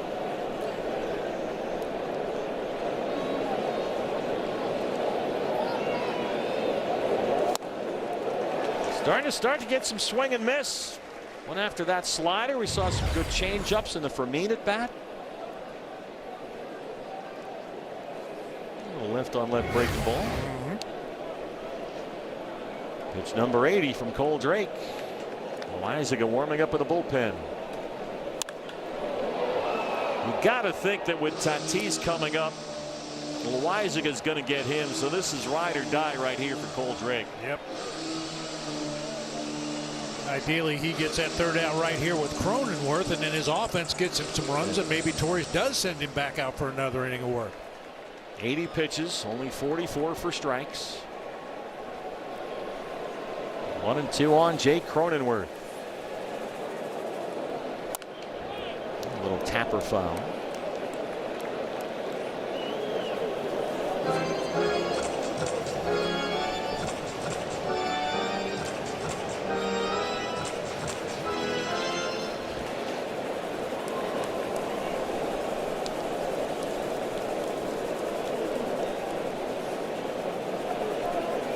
Bogart's dancing off the first base bag. Cronenworth trying to split the gap, and that's going to get down for trouble. Bogart's flying into third. Waldy gets it back in quickly, and Bob Henley has to stop. Bogart's at third base. Ryan Waldschmidt did a tremendous job to get to that ball and get it back in quickly, and he might have saved a run. Yeah, I think you're absolutely right. That ball looked like it was going to roll all the way out to the barrier in right center field, but Waldy cuts it off, spins and throws all in one motion. Gets it back in quickly to Perdomo to hold that runner at third. Nice job. And sure enough, Torey Lovullo will go get Jonathan Loizaga to face Fernando Tatis Jr. Cole Drake battled when he didn't have anything near his best stuff, but he's kept them in at 3-1 in the 4th. Tatis coming up. We take a break on D-Backs TV. Just $35 a month. Well, Cole Drake sort of fought himself all night long. It's 3-1, but the Padres threatening second and third, 2 outs in the 4th. And they'll go to Jonathan Loizaga to get a big out against Fernando Tatis Jr. It's been difficult for Loizaga lately. He has given up runs in 4 of his last 5 appearances, including Tuesday here against this Padres group. Tatis has doubled, walked, and scored twice so far. He's got Bogarts at third, Cronenworth at second, and 2 outs.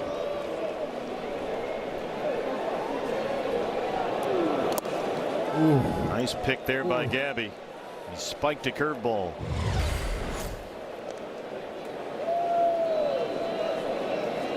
What a pick. Well, keep in mind, you do have first base open here with Rengifo on deck. See if you can get Fernando to chase something.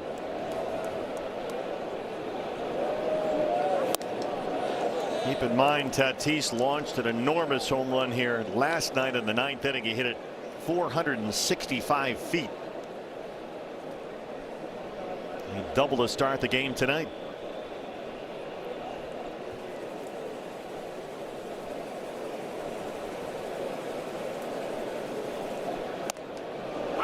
Pumps a sinker in there at 97.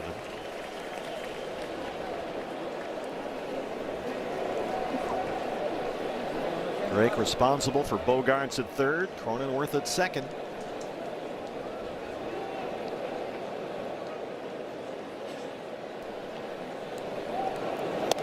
Two one is up and in, a changeup sail. Rengifo, who has a pair of bunt singles, is the on-deck hitter.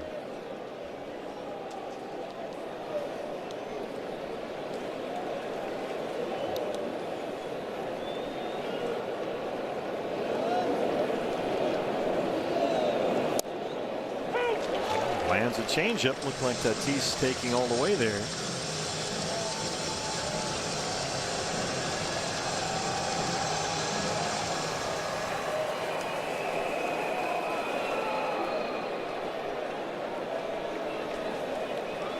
Now the 3-2 pitch. Line to left, right at Kepler, and Loaisiga strands two. Padres threaten but don't score. It stays 3-1. You're watching the Diamondbacks Baseball Network, and it's presented by.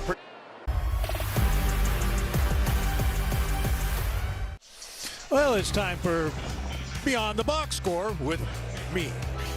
I like it. Jake Cronenworth hit that ball at a gap in right center. It looked like for sure it was going to roll all the way to the wall, but Waldy cuts it off, gets a quick throw back to the infield, and they hold the runner at third base.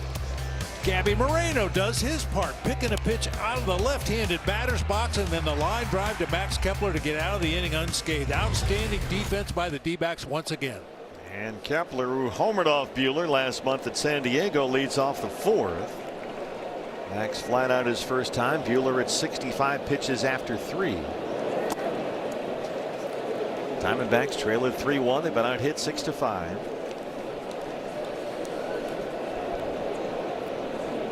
Buehler so far has walked 1, struck out 3. Sinker fouled away on 2-0. Bradley Rodriguez, the right-hander, we saw him here Tuesday night. Starts to get loose. They've got Buehler on a very short leash. They had activity in their bullpen earlier. This is a big game for San Diego. We've talked about the season series. It matters in terms of the wild card race, in terms of the interdivisional tie-breaking situation. And Kepler skies this to short right. Tatis coming in. Remember, the Diamondbacks win and they are 3 up on the Padres.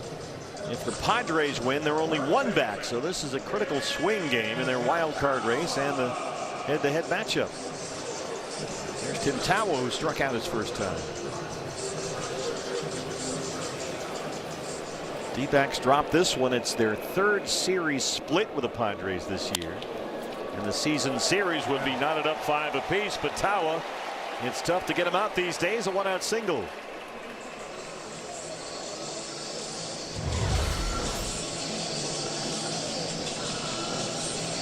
Spinning slider that time. It just never took the break. Hung up over the inside part of the plate, and Tawa rips it into left field. Well, that's Tim Tawa's 7th hit in the series, including a couple of home runs. And here's a chance for Waldy, who grounded out his first time.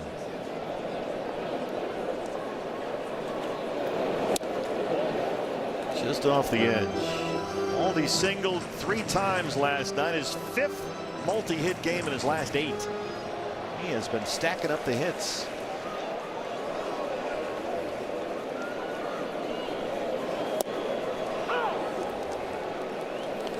He has it safely, Ryan Walshman, in 12 of his last 14 games, all since the All-Star break. Very productive in this 9 spot.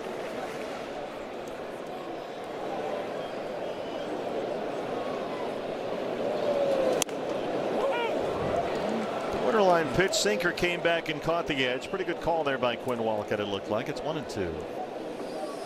And that late movement that can fool a hitter. That pitch looked like it was going to be off the plate away, but that late sink on that Two-seamer came right back to the outside corner. Cole Drake tonight, 3 runs on 6 hits. He went 3 2/3. Had a walk and a strikeout. Cole threw 82 pitches, 46 for strikes. It kept them in the ball game on a night where he really didn't have anything close to his best stuff. He battled. It's 2-2 on Ryan Waldschmidt.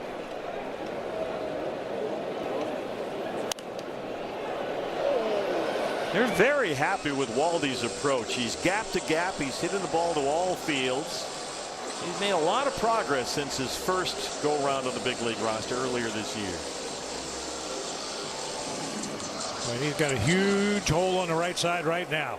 Hopefully he's been watching Gabby Moreno and James McCann take advantage of that open right side. France holding towel on that first base bag. Waldy hits it though right at the shortstop, and Bogarts starts the double play. And Buehler is out of the 4th. To the 5th inning we go, trailing 3-1.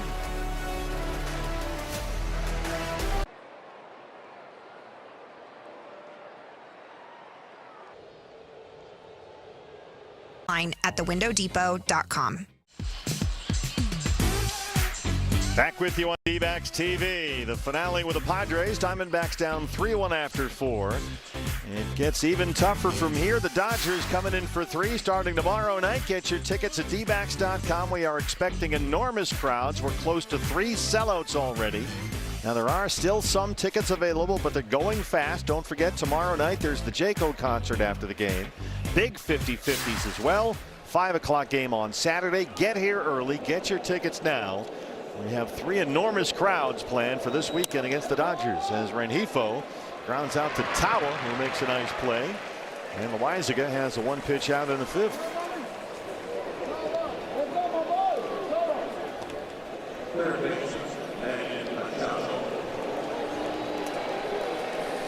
Here's Manny Machado. Yeah, Manny is usually very aggressive at the plate, swings at a lot of first pitches, but I think after a 1-pitch 1 out to Rengifo, he may try to work a count right here.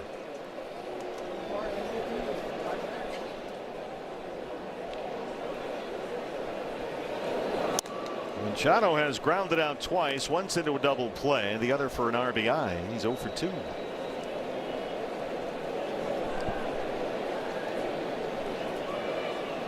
Left-hander Philip Abner just added to the roster when Ryan Thompson went on the injured list, is starting to warm up for the Diamondbacks. And there he is in the Sanderson Ford bullpen, the Florida Gator.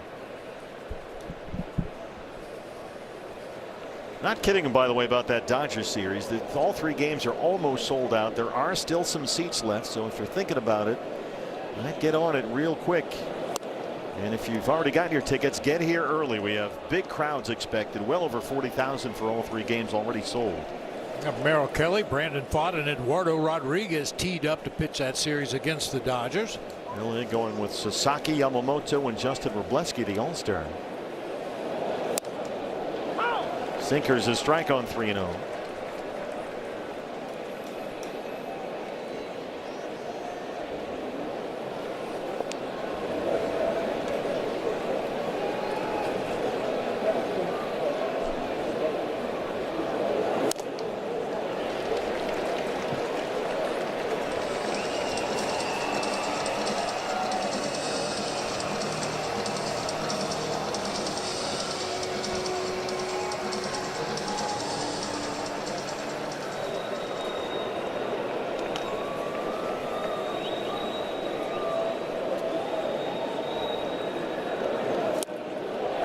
Swing and a miss.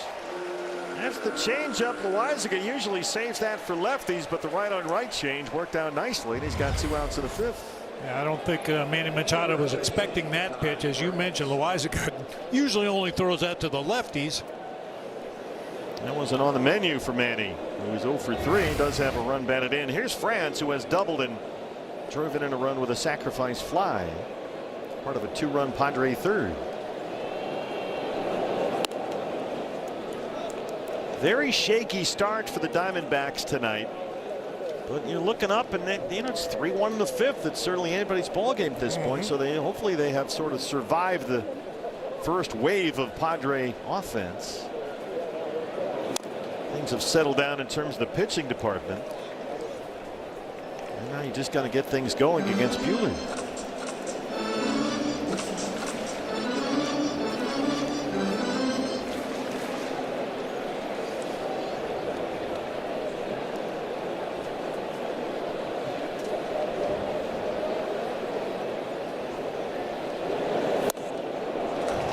That's the curveball. Now that's the pitch he usually saves for the right-hander. Yeah. Like you said, sometimes you have to go off the menu, especially against good major league hitters. Now it's a ball and 2 strikes on Ty France. Talked to Josh Colmenter about that. And it's more and more often from pitchers. You see the right on right, the left on left changeups. That used to be a big faux pas, right? Yeah, especially the left on left, because a lot of those left-handed changeups end up in that area down and in where most left-handed hitters have a hot spot. He chased the high fastball. Loizaga sets down all 4 he faced. 2 strikeouts in the 5th. And the top of the order is coming up in the home half. It's Geraldo Perdomo, followed by Corbin Carroll. And then it's Gabriel Moreno. Diamondbacks and Padres on D-backs TV.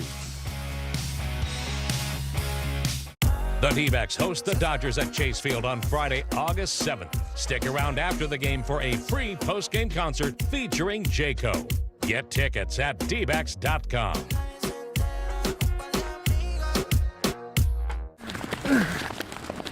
We're all guilty of the old one-trip wonder. You got this. You all right there? Yep.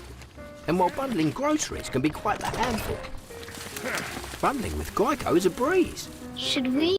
Well, it's not about the National League West anymore. As we know, you're going to keep your eyes on the Phillies and the Marlins in the East, the Cardinals in the Central. This is where the season series stands right now. The Diamondbacks went 0 for Florida, swept in both Tampa Bay and Miami. So they trail that season series, but they're in good shape against both St. Louis and Philadelphia. And this Padres season series still very much in doubt. That's why you have to avoid, I don't want to say giving away games, but early season games end up being just as important as those final 3 games against the Padres. So take your wins wherever you can get them. Yeah, it's easy to shake off an April loss, but then it comes back and bites you in September. Here's Bradley Rodriguez, the right-hander, who is on from the Padre bullpen to start the 5th. Perdomo struck out twice against Buehler in the leadoff spot.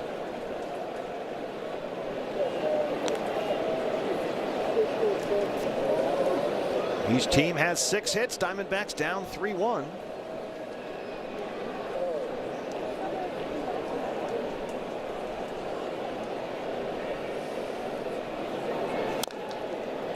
Padres got 1 in the 1st against Cole Drake. Fernando Tatis Jr. had a leadoff double. Wound up scoring on a double play ball hit by Manny Machado. And then in the 3rd, Machado had an RBI ground out. Ty France an RBI sac fly. They led it 3-0. Diamondbacks countered home half on a Gabriel Moreno RBI hit after a Corbin Carroll double. That's where we stand 3-1. Corbin on deck, and it's 2-2 on Jerry.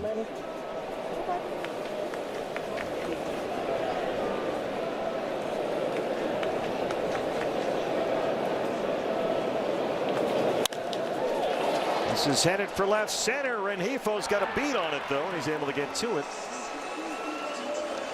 Taking extra bases away from Perdomo. Rengifo got a pretty good jump on that ball out there. We talked about him at the top of the show. A utility guy, can play all over the field, but he's looked pretty good out there in left field. Well, Corbin Carroll's had a good night. He had a line drive in the 1st that was caught on a sliding grab by Jackson Merrill, and doubled up the 3rd base line and scored his last time up. So Corbin now 3 hits in the series, and he has scored 3 runs. Quinn Walcott a little low that time, and for me didn't even catch it. Still called a strike. No challenge. Diamondbacks are down 1 after Gabby accidentally challenged.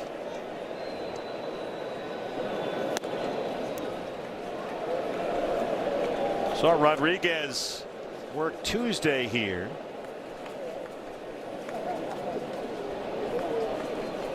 Came on in the 8th inning. He got Perdomo, Barossa, and Marte 1-2-3 in the 8th. Foot races on. Cronenworth charges. He knows he's got a hustle and scoops to France for the second out.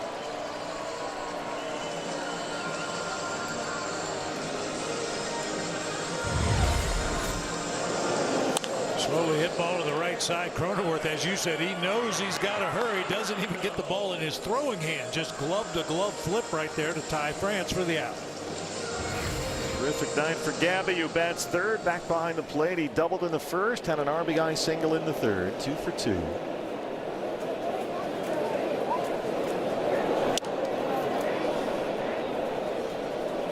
Gabby's low watermark for the year was a .203 batting average. That was back on May the 12th. But since then, last 64 games, he's hit over .320 and has more walks than strikeouts over that stretch. Looks at a sinker right down the middle at 99.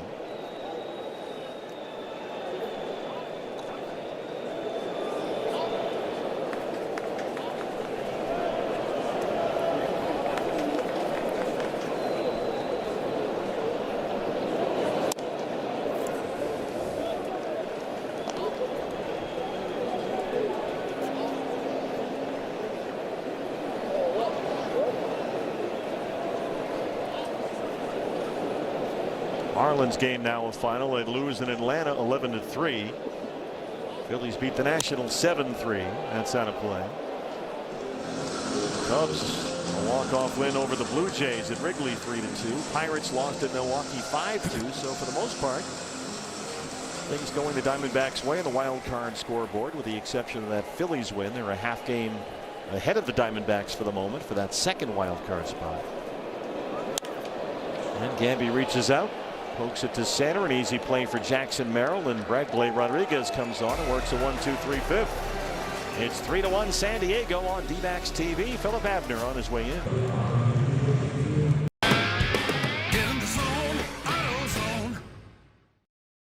This copyrighted telecast is presented by authority of the Arizona Diamondbacks and may not be reproduced or retransmitted in any form.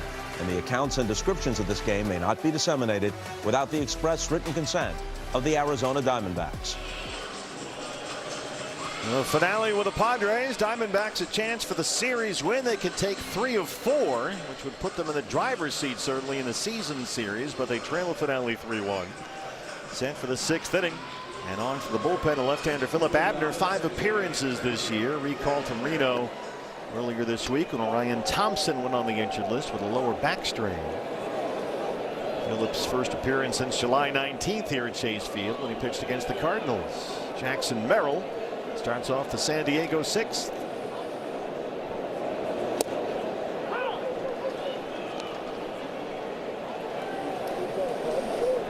Merrill 0 for 2.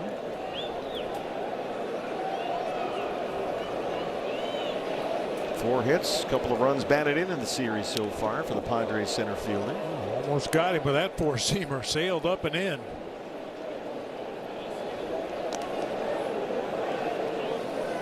Nothing wrong with that. Opens up that outside corner a little bit when you see one right underneath your chin.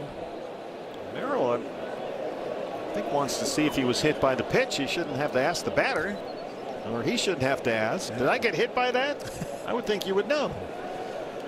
But they decide not to challenge, and it's a ball and a strike.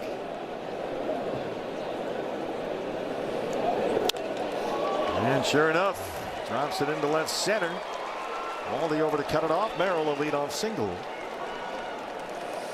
I'm trying to think, was it Albert Bell that got hit by a pitch one time and didn't want to take first base? That sounds like an Albert Bell thing. You could hit like him, you wouldn't want to. No.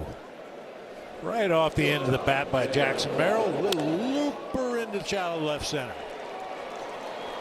Brings up Xander Bogaerts. Bogaerts has lined out and singled.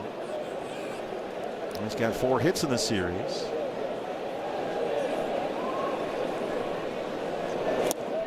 Merrill is definitely a speed threat down at first. 22 stolen bases. He's been caught just twice. And checking with Bob Henley down there at third.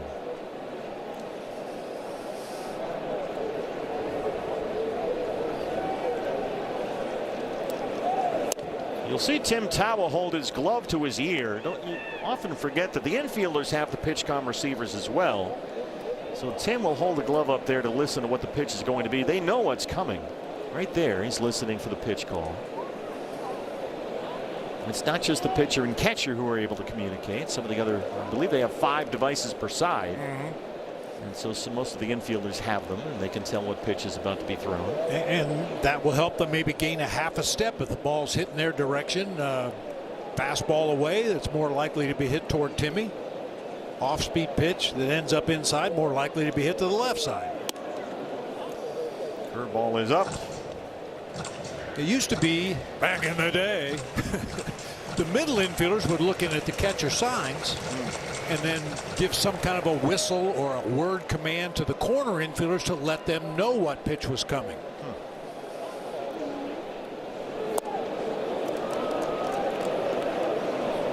Who was it? I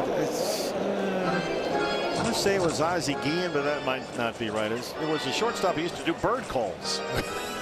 That sounds like Ozzie. Yeah, doesn't it? You could do a variety of different. Is it ornithology? Nice. Too big a word. Well, Abner with a curveball in the dirt, a single and a walk, open up the San Diego 6th in the 3-1 game. And now you've got left on left with Gavin Sheets.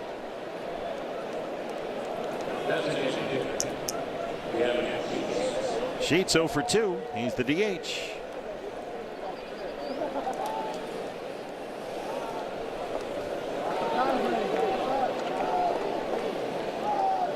Jackson Merrill at second base. Andrew Bogarts at first. Good speed on the bases for the Padres. Should Sheets find a gap.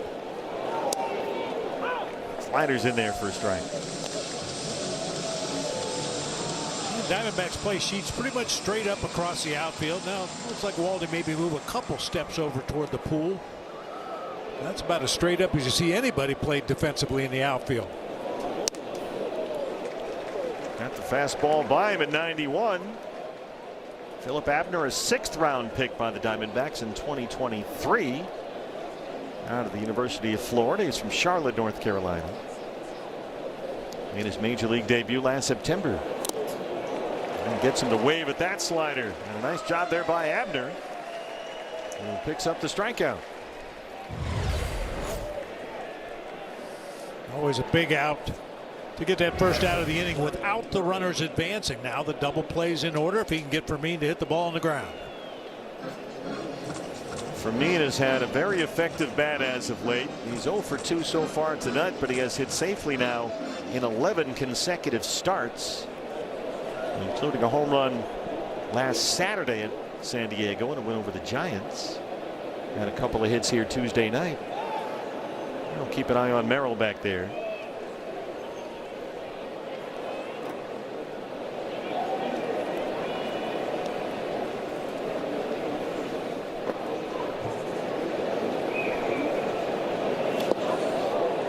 Fermin really waved at a curveball down by his ankles that time. First pitch breaking ball for strike 1.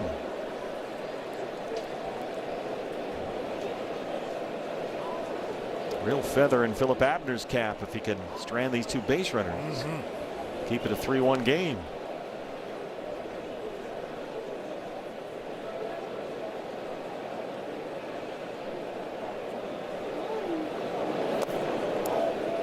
Trying it again.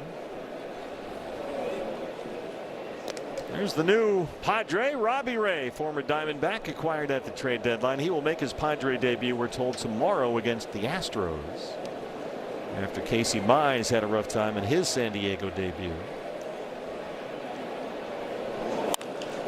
And Fermin has a base hit and a run. Merrill will score. Bogart stops at second. It's 4-1 Padres.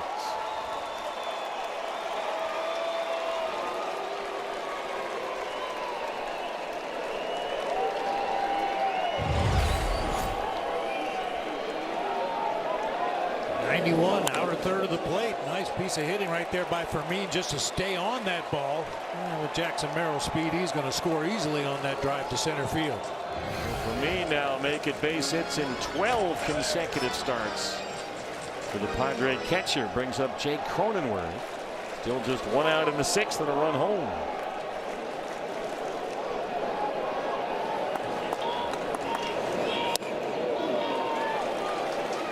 First pitch breaking balls from Philip Abner. Yeah, Cronenworth doubled against Drake back in that fourth inning. That was his first extra base hit against a lefty this season. Now, he missed a lot of time early in the year, but Cronenworth is a guy that usually piles up the extra base hits. And it's been limited to barely more than 60 games this year. Jake Cronenworth had some very troubling concussion and vision issues that kept him out nearly all of May and June, and really just starting to get back on track.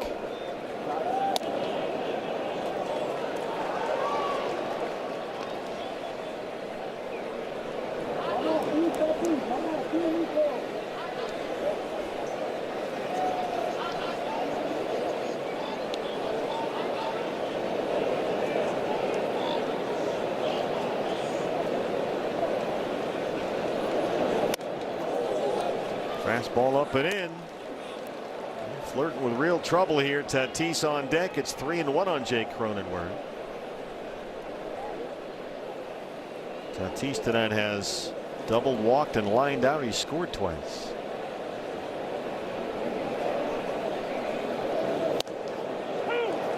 Fastball at the belt, and it's full.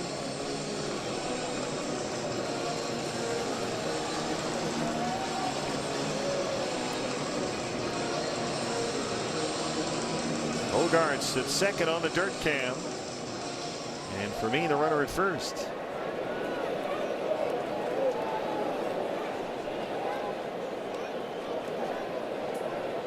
"3-2 from Philip Abner. Lifted to short right center. Here comes Corbin. That's a big second out. But now you deal with Tatis.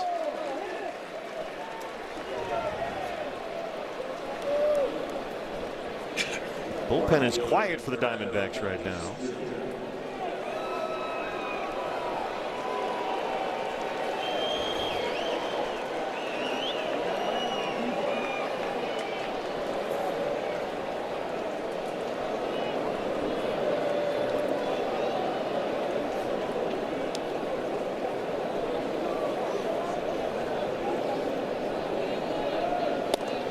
Tatis still trying to rebuild the numbers after that slow start. The OPS hovering right around the 750 mark.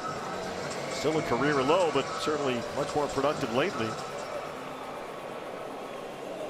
Bogarts at second, for Meade at first, a run home. And it's 2-0.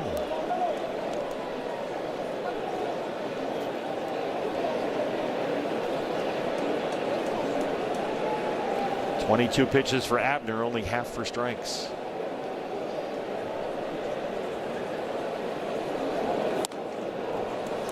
It's 3 balls and no strikes. Rengifo, the on-deck man.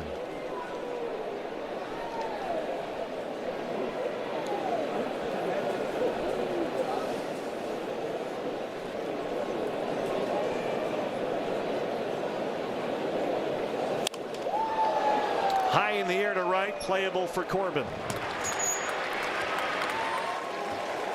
Abner strands 2, but the Padres get 1 in the 6th. Diamondbacks trail it 4-1. Oh, yeah, I'll take care of that. Diamondbacks baseball is presented by Y-Refi. The finale with the Padres. San Diego with a 4-1 lead so far. Welcome back to D-Backs TV. There we are down there, downtown Phoenix. Beautiful view, South Mountain in the background. Steve Berthew, Bob Brenly, Jody Jackson, Mark Grace along the way. Ketel Marte set to lead off the bottom of the 6th inning. Diamondbacks have had trouble getting something going here. They've put together 4 consecutive 2-out hits in the 3rd for a run. They couldn't take further advantage. Rangeley Rodriguez worked a 1-2-3 5th, and now he faces Marte to start the 6th. Ketel has had a good night so far, walking a single.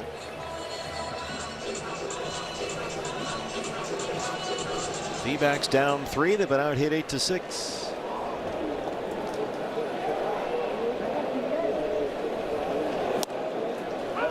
Looks at a first pitch strike. A little more patience lately from Ketel, coming off the night off last night. Saw him take several pitches, work a walk at his first time up tonight.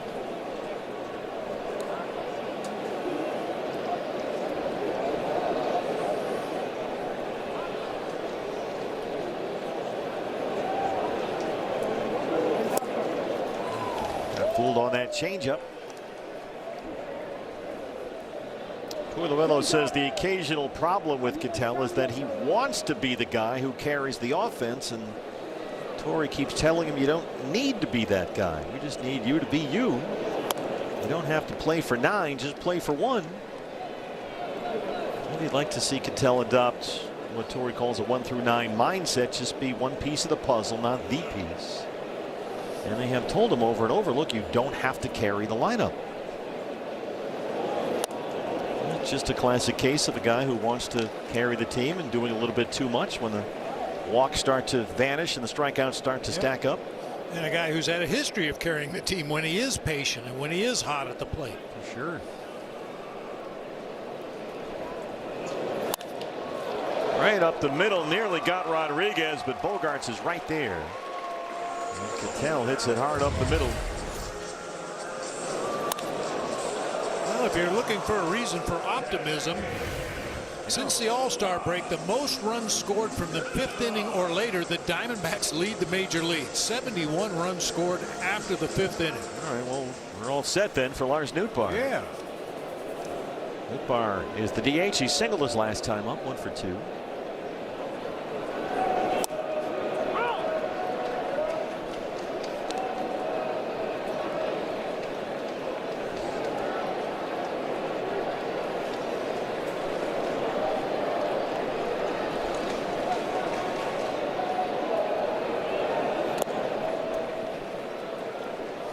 Well, that laundry series, a wild one tonight. The White Sox and the Red Sox at Fenway Park. The Red Sox trailed 7-6, scored a run in the bottom of the 9th to tie it up.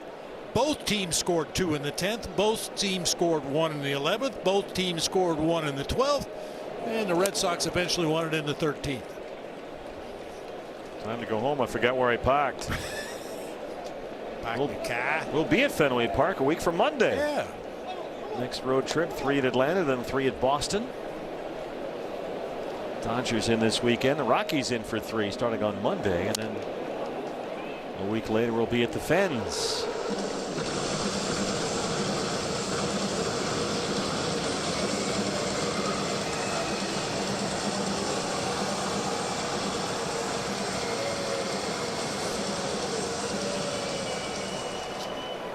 Two on Arenado, the former Cardinal, on deck. 2-2 on Nootbaar. Back-to-back Cardinals in this lineup. And that's out of play.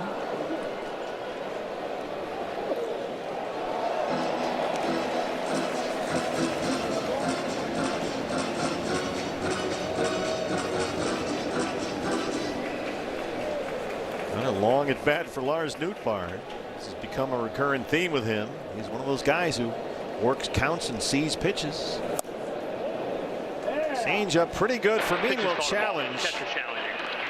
And Rodriguez might have him here. Let's take a look at the ABS brought to us by T-Mobile. And yep. Calls overturned. Pitches to strike. San Diego with 2 challenges remaining. So a strikeout for Rodriguez, who set down all 5 he's faced. 2 down now for Arenado. You can purchase a Pokemon Go special event ticket pack coming up Tuesday, August 11th. The Rockies will be in town. Later on this homestand, you'll get a ticket to the Diamondback game against Colorado and an exclusive Pokemon Go hat. Visit dvax.com/Pokemon. Arenado 0 for 2. And Nolan pops the first one straight up for Mean. Gets tangled up there with Quinn Walcott and is able to make the catch. A little bump and run there behind the plate. Walcott with a guilty smile on his face. I almost cost you one there. 2 scoreless innings from Rodriguez. They lead it 4-1. Different categories each quarter and up to $1,500 in purchases. Place to discover. Lead it 4-1, and the Diamondbacks always on the search to upgrade their roster anywhere they can. Have signed Dennis Santana, right-handed reliever, to a minor league deal. He was designated for assignment by the Pittsburgh Pirates. And guys, of course, you know last season, 2.18 ERA, 16 saves over 70 1/3 innings. This year, more of a struggle, but kind of remember a few years ago, Ryan Thompson, a guy that was struggling. The Diamondbacks thought they could, for lack of a better word, fix him and make him a more effective reliever, and that's exactly what happened en route to an appearance, of course, in the playoffs and the World Series. So the Diamondbacks, he'll try to get into that pitching lab at Salt River Fields, and on a minor league deal, Dennis Santana, guys. It was closing games for the Pirates last year, and again this year. They just added Luke Weaver, former Diamondback, to the Pirate bullpen at the trade deadline, so that made Santana expendable. And Jody's right about Ryan Thompson. Tampa Bay gave up on Ryan Thompson. He'd been let go by the Rays when the Diamondbacks signed him, so they've tried that before. Philip Abner back out for the 7th. Luis Rengifo, the hitter, and he scoops it to fairly deep left. Kepler in pursuit, and he's got it in fair territory for the first down in the 7th. I'll bring up Manny Machado. And Santana's been around the Dodgers, the Rangers. He's pitched for both the Mets and the Yankees. Last 3 seasons with the Pirates. Machado 0 for 3. He drove in a run with a ground ball into 3rd. Well, Abner and the D-backs could really use an uneventful top of the 7th right here. Get 3 quick outs. Padres have their bullpen busy. We had 2 guys warming up a moment ago. Jeremiah Estrada now is the only guy back there, coming off a series of injuries this year.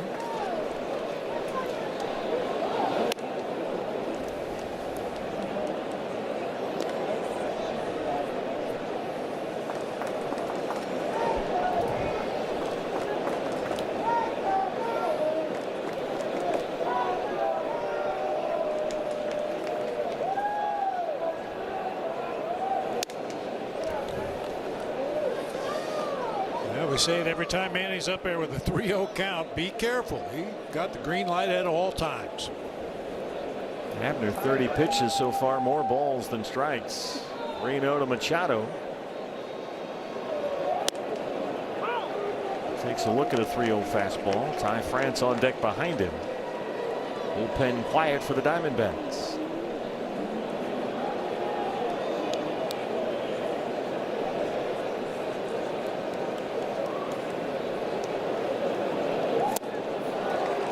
Got him to bite on that curveball. That's a nice pitch for Abner. Now he's got the count full, 3-2. Especially on a 3-1 count. Manny was expecting a fastball right there. Swung right over the top of that nasty breaker. Starting to get a little more luck with the off-speed stuff. Saw that in the previous half inning. Just a little low. Machado wouldn't take a poke at it. It's a 1-out walk ahead of France.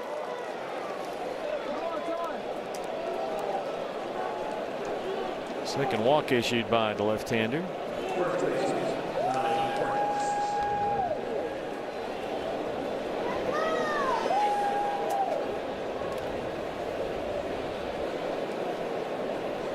France doubled into first, drove in a run with a fly ball into 3rd.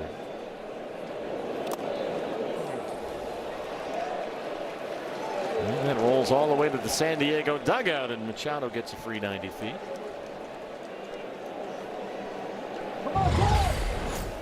Thought for an instant that ball might have hit the batter's foot, but it actually hit the shin guard of Gabby Moreno. That's what caused it to shoot so far over there to the first base side, right at the dirt can. Oh, a wild pitch creates an RBI chance for France.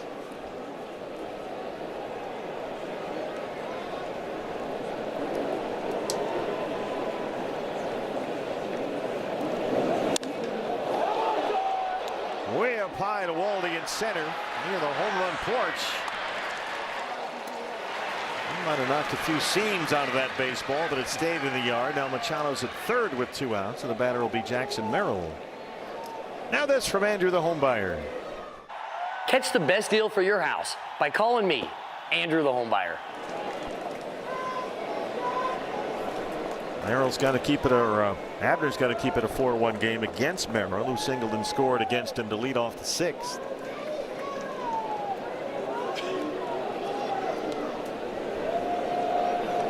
Padres 4 runs, 8 hits. Diamondbacks 1 run, 6 hits.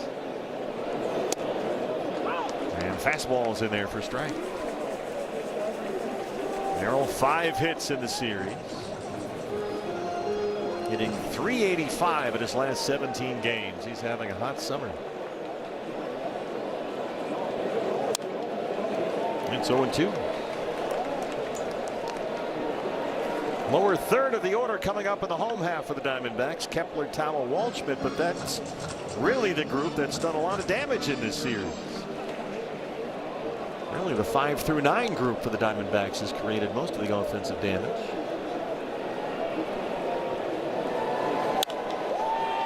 Tawa gets under the glove. Machado will score to make it 5-1. Another hit for Merrill. And another Padres run. Oh, a walk to Machado. He got wild pitch to second. And scores from third after the fly ball by France. Merrill's second hit tonight. Probably too good of a pitch right there with a 2-strike count. Caught too much of the zone.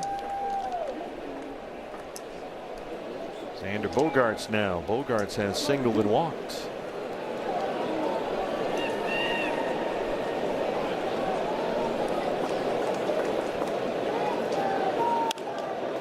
And he has a base hit. Merrill will take the turn. He'll get third easily. Corbin over to pick it up along the line. Third base runner in the inning for San Diego against Philip Abner.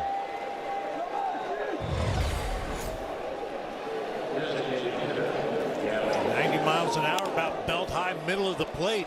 That's a pitch Bogaerts would usually try to pull, but he just fisted it out there into right field to chase Jackson Merrill around to third base. Well, Abner had 2 outs in the inning, but suddenly things are slipping away. Brian Kaplan to the mound. The bullpen still quiet for the Diamondbacks. They're looking for some length out of Abner. And he's made it a little hard on himself here. Padres now with 10 hits.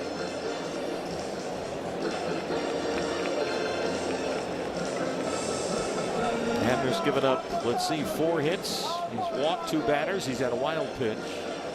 Gavin Sheets, the DH, is 0 for 3. He struck out against Abner back in the 6th. Merrill at third and Bogaerts at first with 2 outs. A run home for San Diego.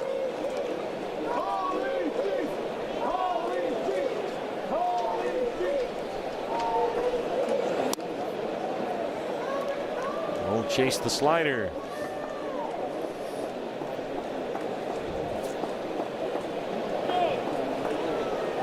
Gavin Sheets comes from a baseball family. Fans might remember his dad Larry, who played 8 seasons in the majors, mostly with the Baltimore Orioles.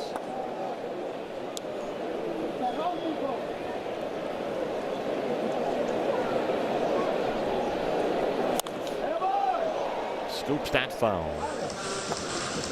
Larry Sheets had a big year with the '87 Orioles, hit 31 home runs. Way to go, Dad. Back in the old American League East days.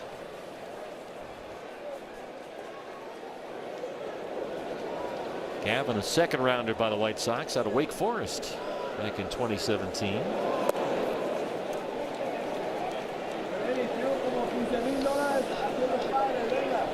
Sheets generally a pull hitter, so Nolan Arenado way off the third baseline. Jackson Merrill on any kind of short wild pitch or pass ball probably would be able to score. 2-1 is hit hard. Tawa knocks it down and saves a run. And that's the end of the inning, but the Padres get 1. It's time to stretch here. The finale with San Diego, and they lead it 5-1. D-backs.tv delivers everything Diamondbacks baseball. Every pitch, every night. Because here in D-backs territory, this is every game matters baseball. Catch it all season long. Hurry in during the Jeep Make This the Summer event for a great American deal. Oh, Ryan Waldschmidt's defense in center on display. Gavin Sheets in the second. Look at Waldy go get it. He covered 85 feet into the wall. It's StatCast 3D, powered by Google Cloud. That's a home run in 14 other ballparks, including Petco. He also ran down a drive off the bat of Jackson Merrill and combined 811 feet of outs. Ryan Waldschmidt due up third in this bottom of the 7th inning against the new pitcher for the Padres. Here's Jeremiah Estrada, the right-hander, who was on the injured list earlier this year with a right elbow tendonitis and then was out for quite some time with right knee inflammation, so just 25 appearances on the year. Max Kepler leads off the Diamondbacks 7th. And Kepler gets it up in the air. This one's headed for the pool, but it's going to come up just a little bit shy as Tatis hauls it in.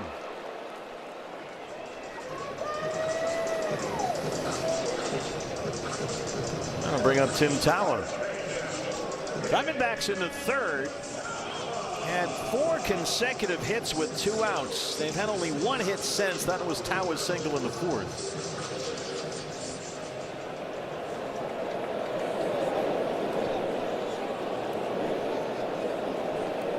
Tell you what, Max Kepler never saw a first pitch he didn't want to swing at. Yeah, and he just missed that ball.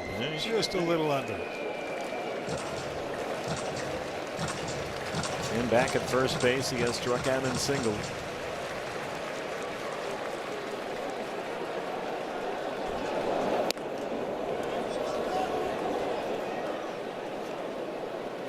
Tawas 7 hits in the series. He's homered twice. He has scored 5 times. He's driven in 5 runs. He's had a tremendous series. And oh, by the way, played 3 different positions: left field, first base, third base. He's back at first tonight. There's the strike.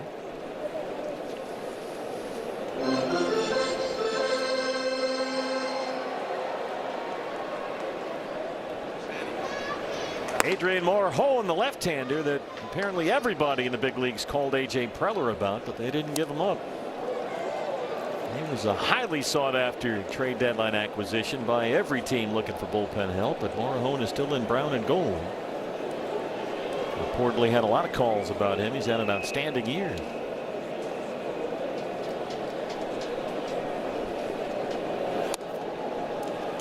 Full count, 3-2. Aldi on deck.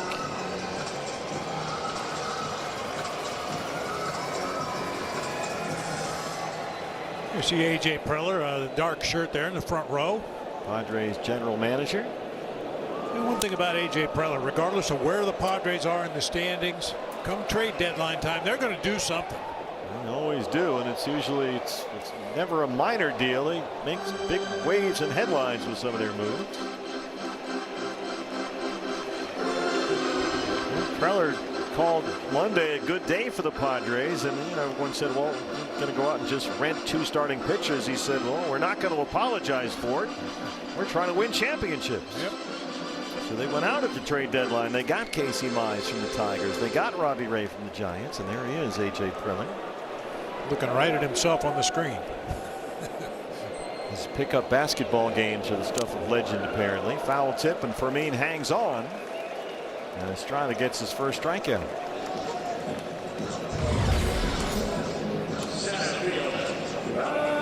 Just a laser. 98, top of the zone.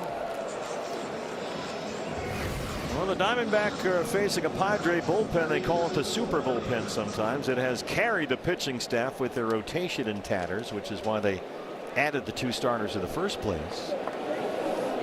And so far, Rodriguez and Estrada, one time through the order here, have retired every batter they faced. Different story for Philip Abner, who had a tough time here tonight. Yeah, we heard Mark Grant talk about that on the pregame show. Sometimes you have a reliever starting, sometimes you have a starter starting, but shorten him up. They've had all kinds of issues with that rotation. There's a swing and a miss at a splitter for Waldy, who has grounded out twice, once into a double play. Some stirring, we'll call it stirring, in the Diamondback bullpen now.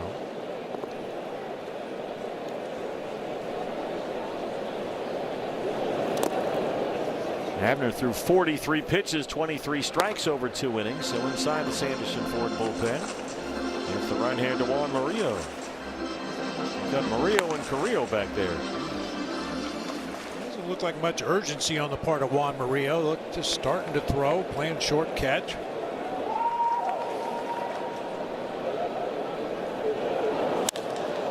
Only hits it well to center, but narrows there.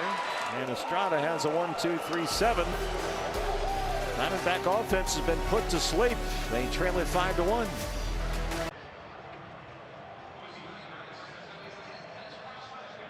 G for free.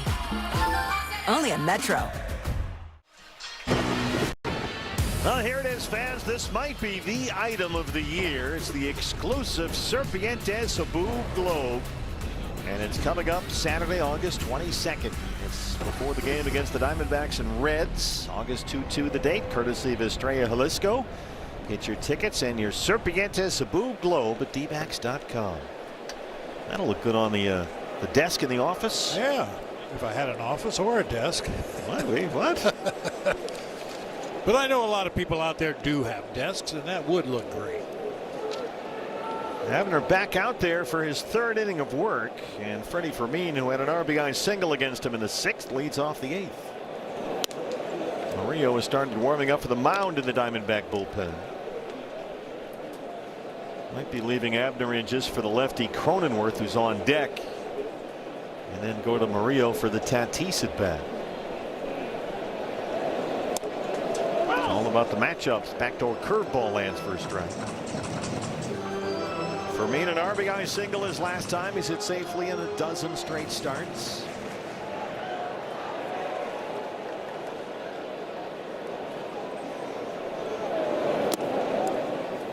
Fermin's been on and off their roster all summer long, dealing with some head injuries. Get battered by some foul tips.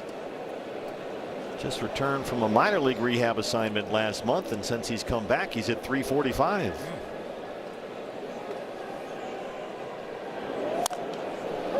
Fouled away. It's 2-2.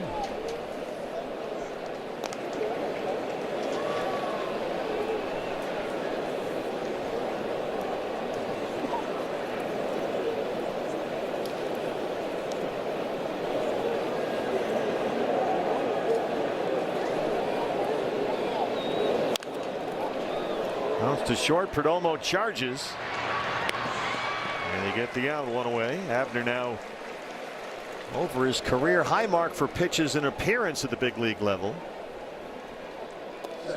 He's given up 2 runs, but he has given them now 7 outs, and he'll face Jake Cronenworth.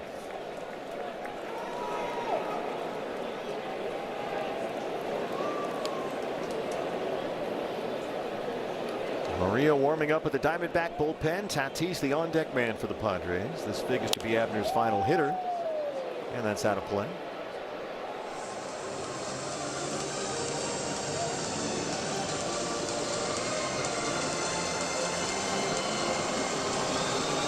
Pitch number 50 on the way from the D-back left-hander.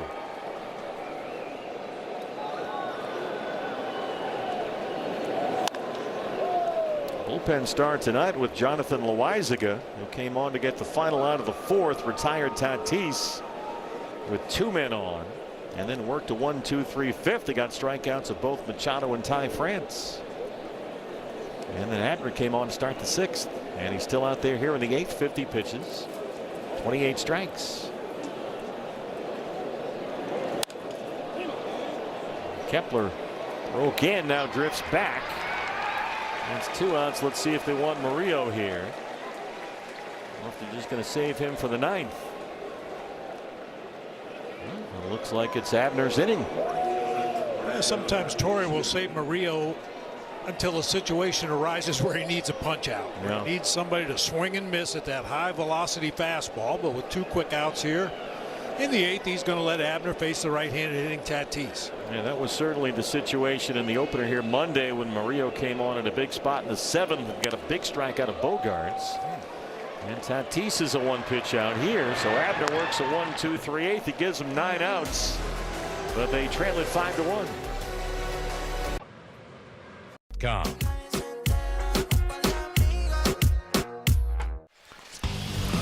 Back on D-backs TV, Diamondback defense taking center stage tonight. It's our Chaz Roberts air conditioning and plumbing. Cool plays of the game. Corbin Carroll in the 2nd. followed by Ryan Waldschmidt back-to-back. And Jackson Merrill comes up in the third, and once more for Waldy. They're able to at least limit the damage. It's 5-1. They've been out hit 10-6. And on from the Padre bullpen, the left-hander, Adrian Morejon, who was an all-star last year, made 75 appearances. He's been out there 52 times this year, a star in this Padre pen. And Geraldo Perdomo gets first look. Morejon had 70 strikeouts last year. He's already got 70 this year. And have been more than 20 fewer appearances. So everybody was calling A.J. Preller about this guy. But they held on to him. And you got a guy behind him who's even nastier, of course, in Mason Miller, the big all-star closer, who we have yet to see in the series. Perdomo 0 for 3. He's down, no balls and 2 strikes. And Morejon will throw that sinker to both righties and lefties. He'll throw more sliders to the left-handed hitters, more changeups to the righties, but high-powered sinker. Native of Havana, Cuba, now in his 8th season with the Padres. He came up as a 20-year-old rookie back in 2019 as a starting pitcher. He had some injury issues early in his career. They converted him into a bullpen piece, and he has been outstanding. Each of the last 3 seasons now, it's 1-2. 100-mile-an-hour sinkers will get you on a few all-star teams. Yeah, well. Top of the order due up. Perdomo, Carroll, Moreno, 1, 2, and 3.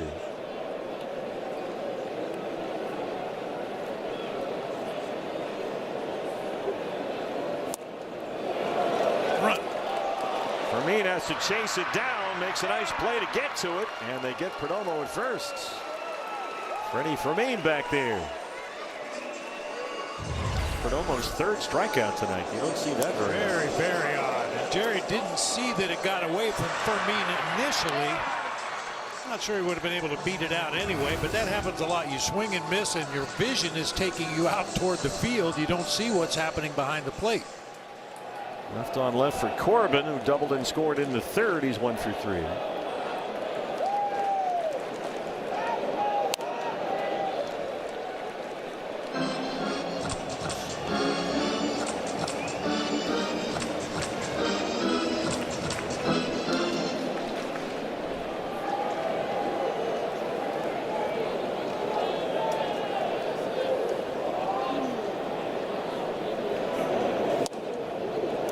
Theory about Corbin Carroll, in that he's had so much success against lefties and far less against right-handers, is that when it's left on left, you've just got less time to think. You got to be quicker, and so you don't get hung up on mechanics. You just kind of find the ball and hit it.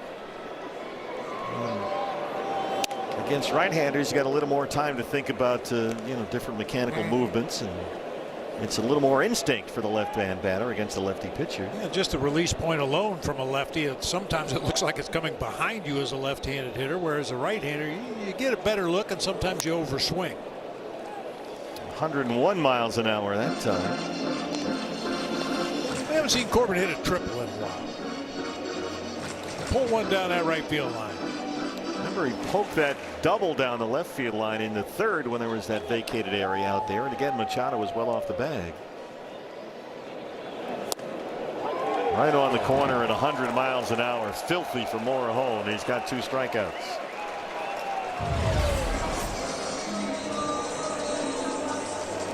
Man, what a weapon. Yeah. They got a guy who's even better behind him. 1 left, 1 right. Moreno, Gabby's had a good night, a double and an RBI single. 2 for 3. And again, when hasn't he had a good night over the last 3.5 months?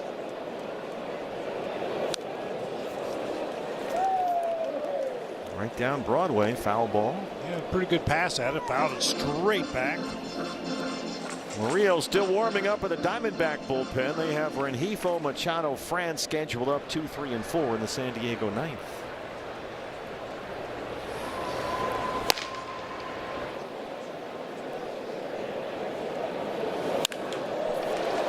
He hits it hard, and it drops in front of Rengifo. Moreno with his 3rd hit tonight. A 2-out single. But what a year he's had. He really has. Just so calm. Everything he does behind the plate, swinging the bat. Looks like he's always totally in control. It was a 101-mile-an-hour pitch, and he hit it 106 off the bat. Watch out. Oh, no! Dirt cam is down. Our director, Brian Moss, running out of the truck now to go replant that in the dirt. Bring your trowel. A word we rarely ever get to use. Here's Ketel Marte, who was walked and singled there. Dirt cam appears to be okay. Is it still working?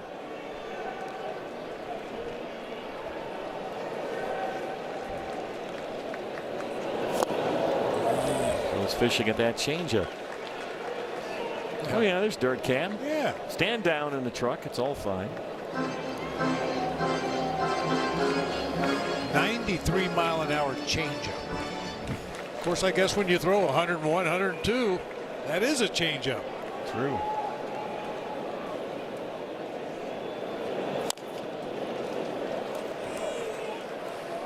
Well, Ketel, we like him from the right side, of course, but Corajón is a different animal. Not your run-of-the-mill lefty by any stretch.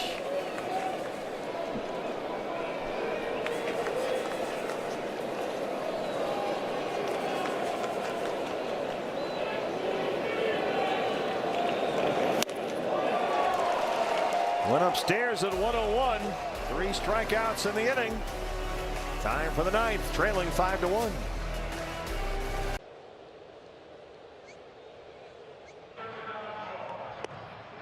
Coors Banquet. Start your legacy. Diamondback bullpen looks toward Juan Murillo, and boy, has he been something. Last 16 appearances, 17 strikeouts in 16 innings, only 5 walks. His last time out, he recorded 4 enormous outs in the 7th and 8th Monday in the win over the Padres, including strikeouts of both Bogarts and Tatis.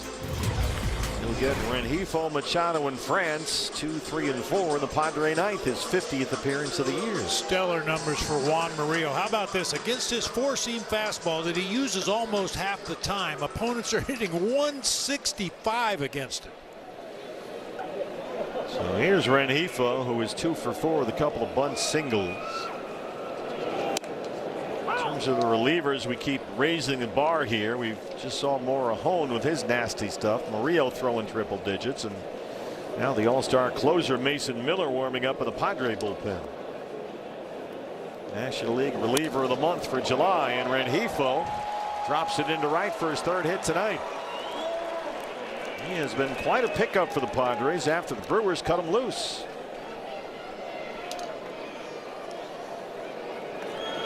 He'll be taken down now for a pinch runner over there at first base. Chase Bowen is going to come in and imagine remain in the game in left field. I've seen Bowen a couple of times in this series. 1 for 7 with 4 strikeouts. Machado now has walked. He struck out. He's grounded out twice. Once into a double play.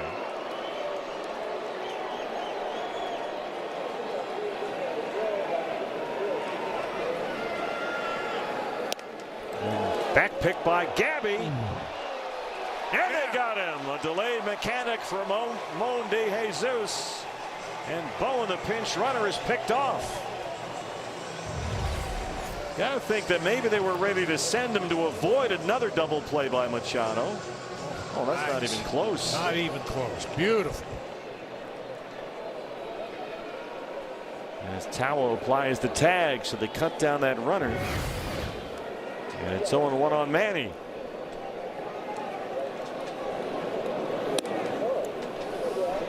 You may have noticed Gabby right there. The pitch timer was counting down, and Gabby kind of gave him a hurry up sign, and he finally got rid of it with about 1 second left.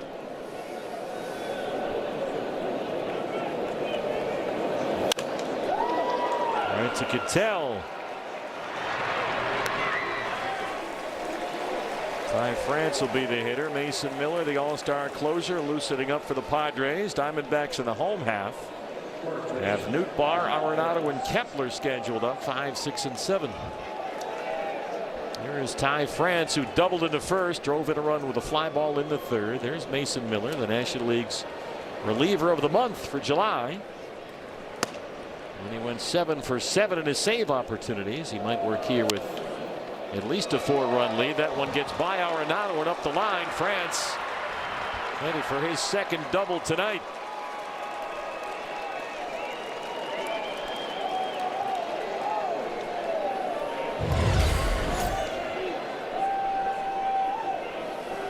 Ty France is one of those right-handed hitters. You can't throw it hard enough for him. He loves to hit that fastball, keeps that one fair down into the left field corner, just under Nolan's glove. And now it's Jackson Merrill, who's had a terrific series. He has singled his last 2 times up, both against left-hander Philip Abner.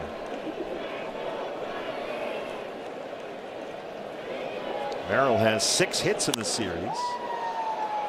It's way up under this one for Corbin and Wright. So Mason Miller coming in with a 5-1 lead. It'll be Nootbaar, Arenado, and Kepler against the Padre All-Star closer. Family, get my new Philly Munchie Meal with new Jibbies. Welcome to Jock in the Box. We've arrived at the home half of the 9th inning, the finale of this 4-game set with San Diego. The Padres hold a 5-1 lead. Cody Jackson, Mark Gray standing by. The post-game preview brought to you by Talking Stick Resort. Well, third in the major leagues in saves is Mason Miller. 28 for 29 in his save opportunities. He's on with a 4-run lead here. But the numbers are just ungodly. Staggering. 88 punch-outs and 47 in a third. Bowen, who came in to run for Rengifo and got picked off, takes over and left, and Lars Nootbaar leads it off. And Nootbaar gets a first pitch fastball at 101. One away. I mean, Miller's got a fastball this season that has averaged 101.5, but he leads with a slider. He's thrown the slider 53% of the time. The 3rd round pick by the Athletics out of Gardner-Webb University, which, by the way, is in Boiling Springs, North Carolina. Started out with the Athletics, was an all-star there, and acquired by A.J. Preller at the trade deadline last year. Look out. That hit something. 101 miles an hour up near the head.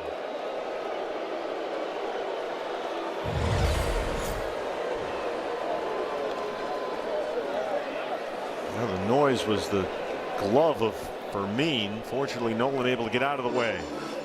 And the right way. Turn away from that pitch. If you're going to get hit above the shoulders, it's got to hit that helmet. You don't want to open your face up, open your hands and your wrists up to that pitch. Turn away from that.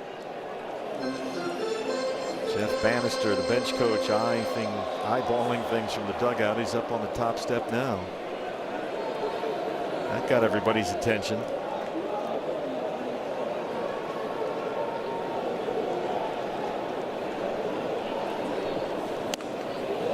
Buckled him a bit on a slider. That's just not fair. Throw on 101 at his head, then come with a front door breaking ball.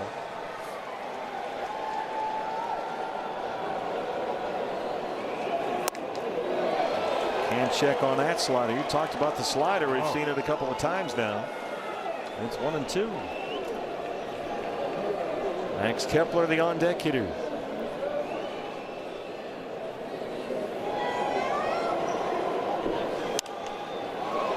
Nolan chops it foul first base side. Miller is, you can certainly use the word presence out there. He's throwing 100 plus, 6'5", 200 pounds, only 27 years old.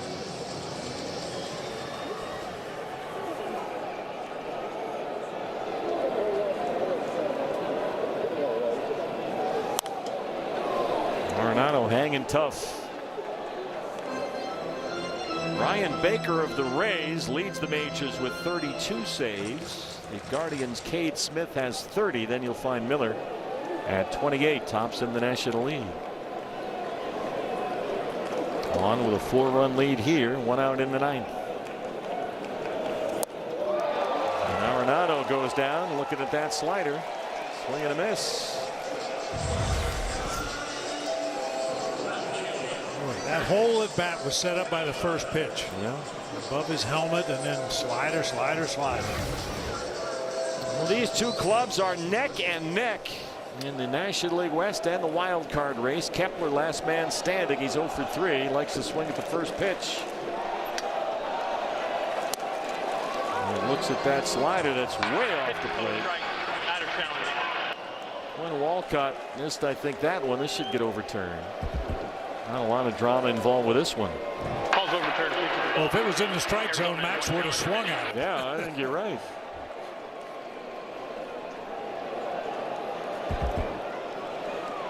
Phillies won earlier. They moved a half game ahead of the Diamondbacks for the second wild card spot. Diamondbacks, barring a miracle comeback, will fall a full game behind Philadelphia into that third spot, and there'll be only one up on the Padres.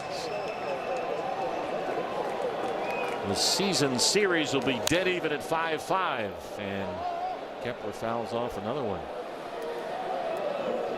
Every series between these two has been split so far. They split 2 at Mexico City back in April. Split 4 at Petco. They're going to split 4 here. They'll finish with 3 at San Diego on the final weekend of the regular season, end of September.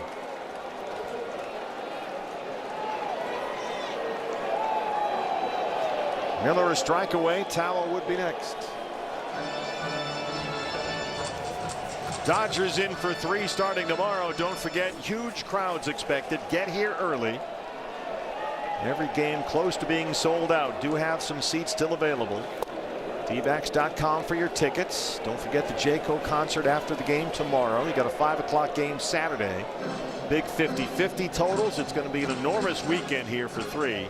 Friday, Saturday, Sunday. Merrill Kelly, Brandon Pfaadt, and Eduardo Rodriguez start for the Diamondbacks. DBacks.com for your tickets. Already sold well over 40,000 for all 3 games. Full count 3-2. And Kepler not going away. It's a 2-out single. And now Tim Tawa has a chance.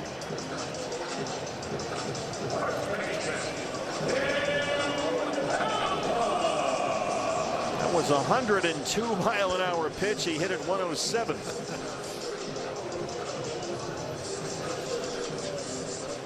Tawa single in the 4th. 1 for 3.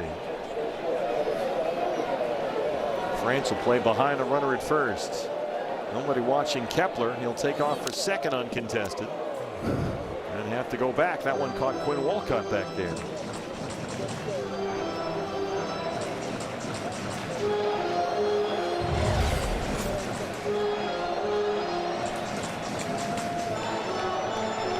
Ouch. Remember, the Dodgers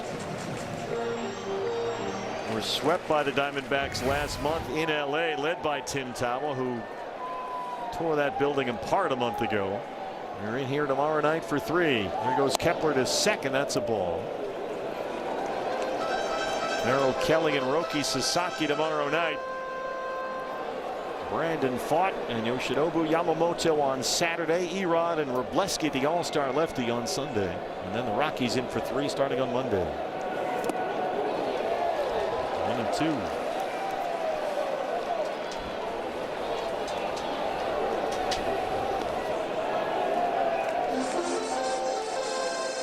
If you can't make it to the ballpark, don't forget our limited time only sale for DBacks.tv. Rest of the season just $17.99.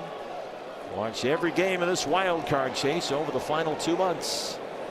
Limited time only, $17.99 for the rest of the year. DBacks.tv. If you can't get to the park. And the Padres win the finale 5-1. They get a 4-game split. And the season series with San Diego now tied at 5 wins apiece. And they'll finish things off the last series of the season at Petco with 3 games end of September. Yeah, once again, the D-backs offense just couldn't seem to get anything generated after Walker Buehler left the ball game. Once again, this Padres bullpen, there's something else. Well, look to the big 3 as far as the rotation goes in that Dodgers series, with Merrill the mainstay on the mound tomorrow night. Jody Jackson, Mark.